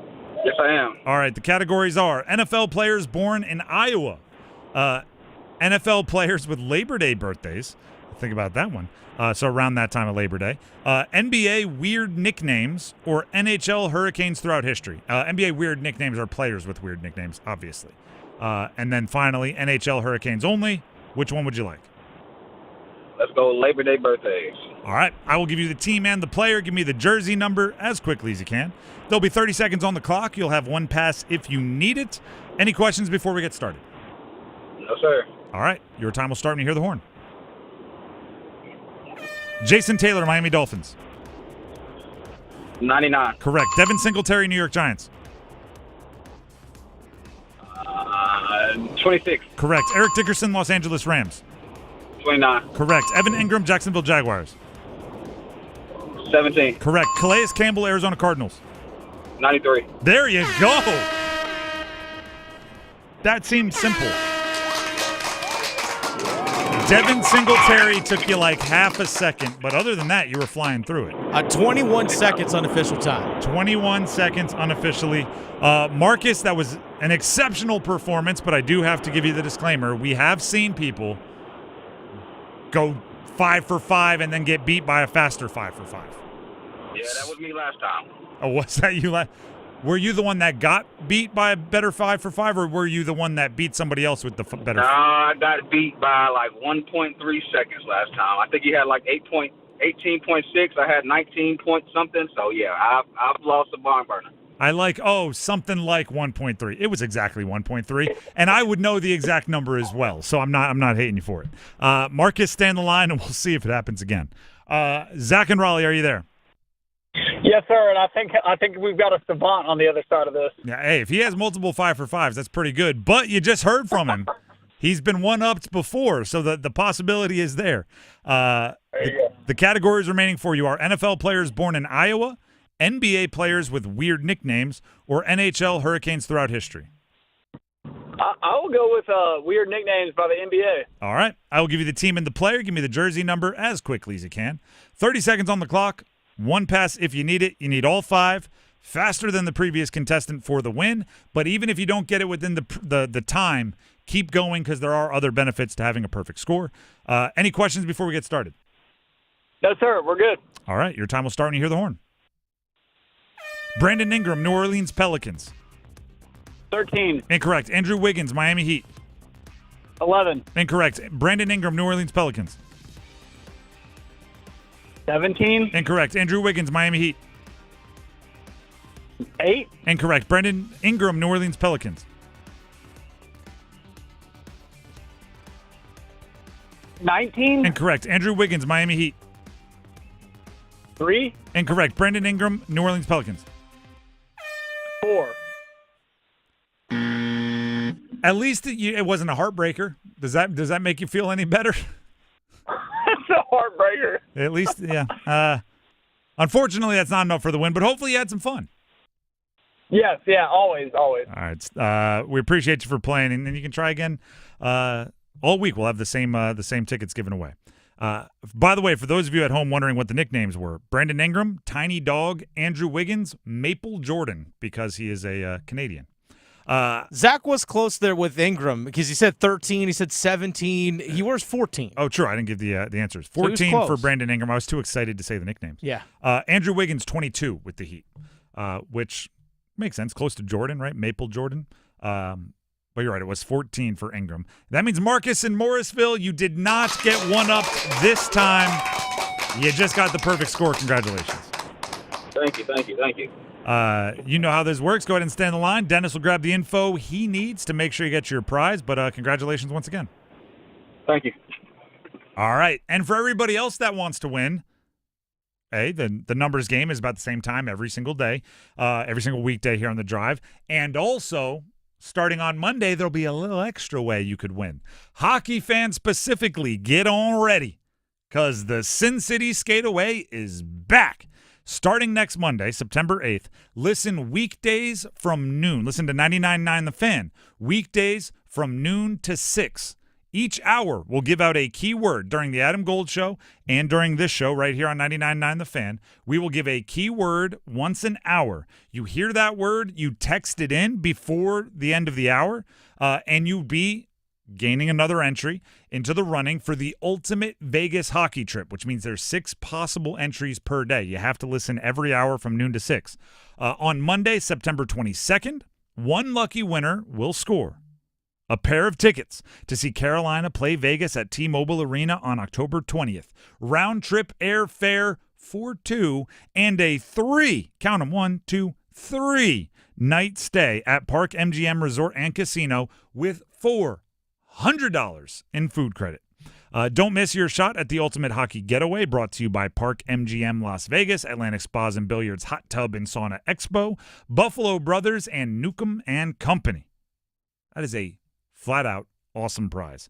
So listen in, noon to 6, starting on Monday, every weekday here on 99.9 The Fan, and you will maximize your entries if you're texting in every hour. I'm trying to help you win. Help me help you with the Sin City Skateaway. The Drive with Tim Donnelly, 99.9 The Fan. We'll look towards what's next for UNC in a couple of minutes. But first, Tim Donnelly here for Miller Lending. We often use this analogy, but I'm gonna lean on it once again. Airline tickets have become the quintessential example of you click on a ticket price thinking you're going to get a $100 round-trip airfare. But then they go, are you going to check bags? You're like, I would like to. That's going to be $75. Never mind, I'll carry on. That's going to be $100. What? All right, now you add on whatever that is. They go, do you want to sit with the other people you're traveling with? Yes. Okay, that's going to be another $32. Would you like to have any refreshments? Yes. Okay, that's another $12. Do you want to have a layover in Dallas for the 48 hours? No, I'd really appreciate it if that didn't happen. All right, here's another $100. By the end, your rate is 4, 5, 10 times what you thought you were going to pay. The same thing happens in mortgage payments. You're right. All right, here's our rate, or here's our fee. And you're like, okay, cool. And then they go, oh, we got closing costs. Oh, we got a third-party fee. Oh, we got a surcharge for this. Oh, we got this thing that you have to do. And by the end, you're like, wait a second. I thought my original payment was going to be this. Now we got all these other things added on. With Gordon Miller and Miller Lending, don't have to worry about that at all. No-cost loans. That's no closing costs. Gordon's been doing them since 1987. He knows the ins and outs. No third-party fees, no closing costs, no surcharges. Zero means zero at Miller Lending. Just be ready for the monthly payment, and that's it. If you want to learn more, give them a call. Miller Lending at 919-447-3377. That's 919-447-3377. Or visit them online at millerlending.com. Once again, that's millerlending.com. Miller Lending is an equal housing lender, and MLS number 250-2146. When we come back, UNC had a rough one against TCU. Where do they go from here? Stick around.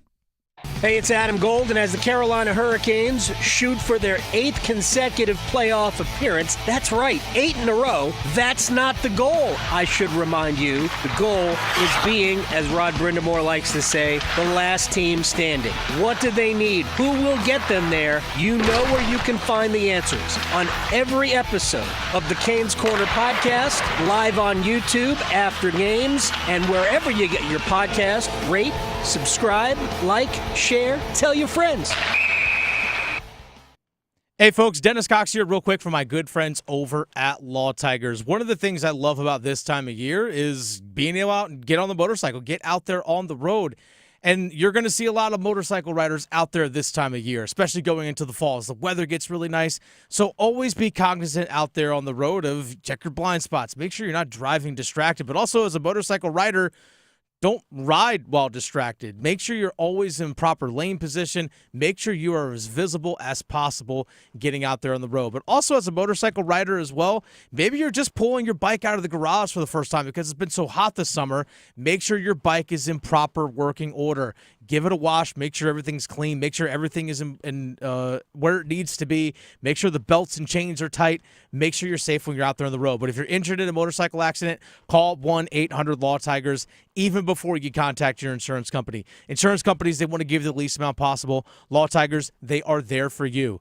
Give them a call, 1-800-LAW-TIGERS. Again, your case evaluation is always free, and they don't get paid a dime until your case settles. So call 1-800-LAW-TIGERS, North Carolina's motorcycle injury lawyers. Law Tigers is a network of independent law firms who are members of the American Association of Motorcycle Injury Lawyers. Law Tigers is not a law firm. At Howard Hanna Allen Tate Real Estate, they're not just about buying and selling homes. They strengthen local communities. To date, Howard Hanna Allen Tate has contributed more than $27 million to public education, children's health care, and dozens of other initiatives that improve the quality of life in the neighborhoods where their agents live, work, and play. Because strong communities create lasting value for everyone. If you're looking for a real estate company that believes in meaningful impact, visit howardhannatate.com and let them show you how they're built differently. With Robinhood, not only can you trade individual stocks and ETFs, you can also seamlessly buy and sell crypto at low costs. Trade all in one place. Get started now on Robinhood. Trading crypto involves significant risk. Crypto trading is offered through an account with Robinhood Crypto LLC. Robinhood Crypto is licensed to engage in virtual currency business activity by the New York State Department of Financial Services. Crypto held through Robinhood Crypto is not FDIC insured or SIPC protected. Investing involves risk, including loss of principal. Securities trading is offered through an account with Robinhood Financial LLC, member SIPC, a registered broker-dealer. It's Bo time. Fumble in the food on game day? Rookie move. But you know Bo can make your tailgate a winner, breakfast, lunch, or dinner. Because the Carolina Legend has everything you're craving.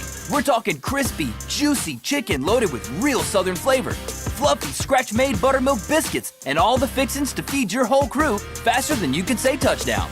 Be the MVP this season and let Bojangles do the cooking. Order your tailgate today. It's Bo time.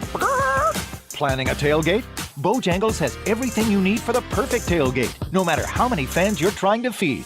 There's the original tailgate, the super tailgate, and for a really big crowd, the jumbo tailgate special. And if you like your chicken off the bone, choose the Supreme's tailgate special. Interested in a career with Bojangles? Then stop by Bojangles Hiring Day, September 4th. Click bojanglesrdu.com/hiring day for more details.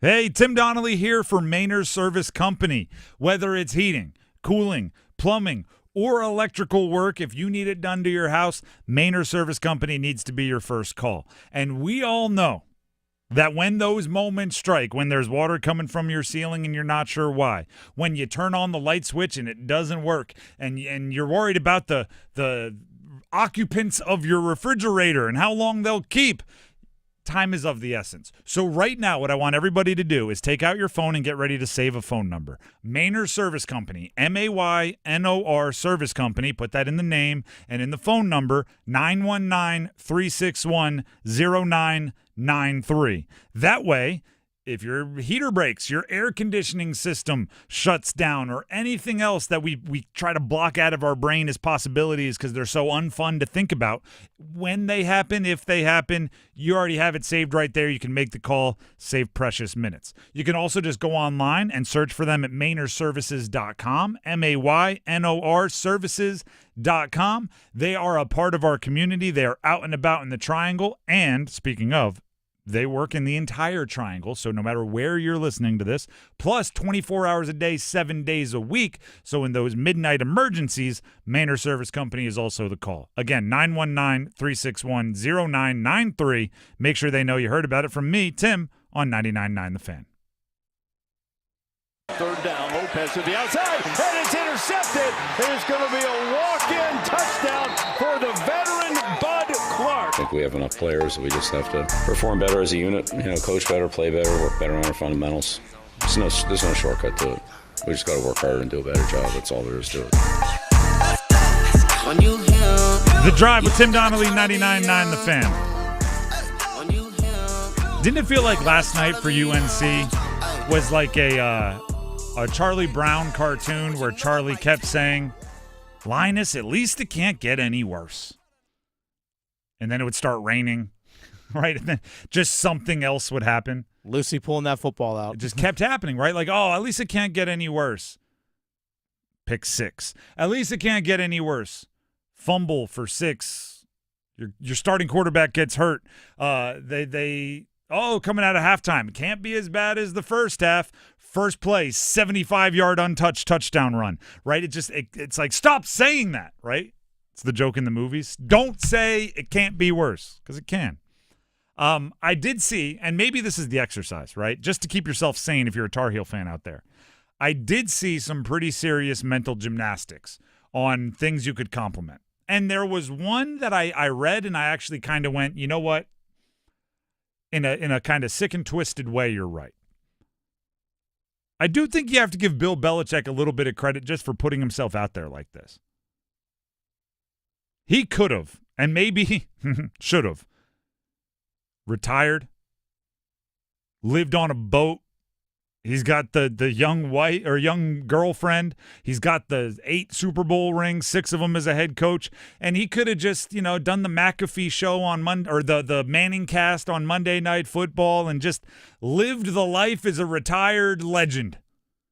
He chose to go try to burn down, knock down, rebuild the college football program, which exposed him to moments like last night.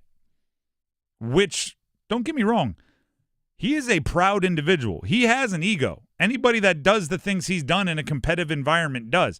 He has an ego, and that had to be pretty embarrassing last night. To be standing there on the sideline in your cut-off hoodie, just watching your team get railroaded. So maybe there is, he can't help but put himself, I think Tom Brady uses the quote a lot, right? He can't help but be the man in the arena. He can't just be somebody watching other people compete. He has to find a way to get back in the game. And maybe there's something a bit, masochistic about it. Is that the word? There's something a bit strange about it, but he's going to coach. Now the question becomes, with all of that coaching experience, can he improve? Can he get this team moving in the right direction? Right? If we played the audio for you last week of Nick Saban talking about his expectations for Bill Belichick. It is kind of ironic that Nick Saban last week said, well, he's got 70 new players, and the thing he does is teach, and it's tough. You can't teach 70 players at the same time, so there's going to be a slow start for Bill Belichick. And then Nick Saban was on the pregame show, and they were making their picks, and he was like, North Carolina. It's like, okay, I get it. He's your buddy. If what Bill Belichick does so well is teach and develop and coach up and put guys in better positions and show them the flaws they've made and how to fix it, well, then this year should be a playground for him, right? Maybe that's why he got into the feuds with Tom Brady at the end, because Tom Brady was like, I got it. Flaws? I don't got many of them. Thanks for the first 15 years where you were correcting me on everything. I got it from here. If you're looking at UNC and you're a coach that's hunting out flaws to fix, you don't have to look very far. There's a bunch of them. And by the way, from some of your more accomplished players, Marcus Allen, Thaddeus Dixon, your 2 cornerbacks, the guys that are on all the watch lists, they were lost at times. And I'm not saying about physically outmatched. I'm saying I'm not sure at times the secondary knew who each of them were responsible for. And sometimes they thought they were both responsible for the same guy, which means there was someone else running around with their arms up, hoping Josh Hoover found them. There is a lot to fix for UNC. If there is, small bit of hopium out there, I think the schedule is part of it, right? You're playing Charlotte at Charlotte this week. You would think a game, you're 16.5-point favorite. Charlotte just got beat pretty handily by App State. You would think that's a game where you can not only focus on winning, but focus on development. Then you play Richmond at home. That's an FCS opponent, similar deal. Then you probably step up in competition a little bit going on the road to UCF, but that's a ramp up, right? That's all right, let's see if we're a little better. And then October 4th, Saturday, It's a Saturday game. Time still to be determined, but it's against Clemson. That is one of the you don't got to win that game, but you got to pass the eye test a lot better than you did last night to show, all right, Bill Belichick's coaching them up. All right, this coaching staff, this 33rd professional NFL coaching staff is taking the parts that they've assembled and making it a better football team week by week. If you don't pass the eye test better against Clemson, yikes. That's when, the moments of like, oh no, this is real becomes pretty drastic. Because then you're looking at like Cal is up next, but it's at Cal. Now you may say, Cal, they're picked to be dead last in the ACC. They're picked to be second to last in the ACC. Did anybody watch Jaren Kiave-Sagopolu-Tele? Their freshman quarterback who was committed to Oregon and then bailed, and now he's at Cal. He looked dynamic week one. Granted, not against the best competition, but he looked good enough to take advantage of a confused secondary. There's a lot to get to there. It's a long road for UNC. The Drive with Tim Donnelly, 99.9 The Fan, and we'll be along the ride on that road for UNC. Before we let you go and we get to Overdrive, which is back, by the way, Tim Donnelly here for DraftKings Sportsbook. Game on, everybody. Week 1 starts now. And every touchdown brings you closer to a payout with DraftKings Sportsbook, an official sports betting partner of the NFL. This isn't just football. It's first touchdown fireworks, anytime touchdown rushes, and live bets that ride every momentum shift. At DraftKings, every play is your next shot to win. If you are looking ahead to this week's games and you're looking for an anytime touchdown scorer, how about this one? Dallas is in shambles, right? They trade away Micah Parsons, new players. What's going on here? Brian Schottenheimer's the new coach. Maybe you're interested in a Philadelphia Eagles defense anytime touchdown scorer. And special teams, by the way, could be a kick return. Plus 475 for the Eagles to score a touchdown with their defense or special teams. Lines and odds are subject to change, but if you like that one, you can get it right now on DraftKings Sportsbook. New customers, this one's for you. Bet $5. Get $300 in bonus bets instantly. Plus, grab over $200 off NFL Sunday Ticket from YouTube and YouTube TV. That's right, your season, it starts now. Download the DraftKings Sportsbook app and use code TIMD. That's code TIMD with no spaces to get $300 in bonus bets instantly when you place your first bet of $5 or more. Plus, you get over $200 off Sunday Ticket, that's NFL Sunday Ticket, from YouTube and YouTube TV. In partnership with DraftKings, the crown is yours. Gambling problem? Call 877-185-543 or visit morethanagame.nc.gov. 21 plus, North Carolina only. Eligibility restrictions apply. Bonus bets expire 7 days after issuance. See sportsbook.draftkings.com/promos. NFL Sunday Ticket offer for new subscribers only and auto renews until canceled. Digital games and commercial use excluded. Restrictions apply. Additional NFL Sunday Ticket terms at youtube.com/go/NFL Sunday Ticket/terms. Limited time offer. That's going to do it for us, but we have Overdrive coming up next, starting off with more reaction to UNC losing to TCU. We'll be back tomorrow, everybody. Until then, have a great night. When you crave the best in college football action, you'll find it on 99.9 The Fan. Ohio State has won the national championship. The ACC, the SEC, the biggest matchups will be found here. Manning gets the snap. He's stopped at the line of scrimmage. Ohio State turns him back inside the one. The nation's #1 defense stands tall again. College football on The Fan is powered by Wake Med and Preserve Services. Sports can be unpredictable. Your elevator shouldn't be.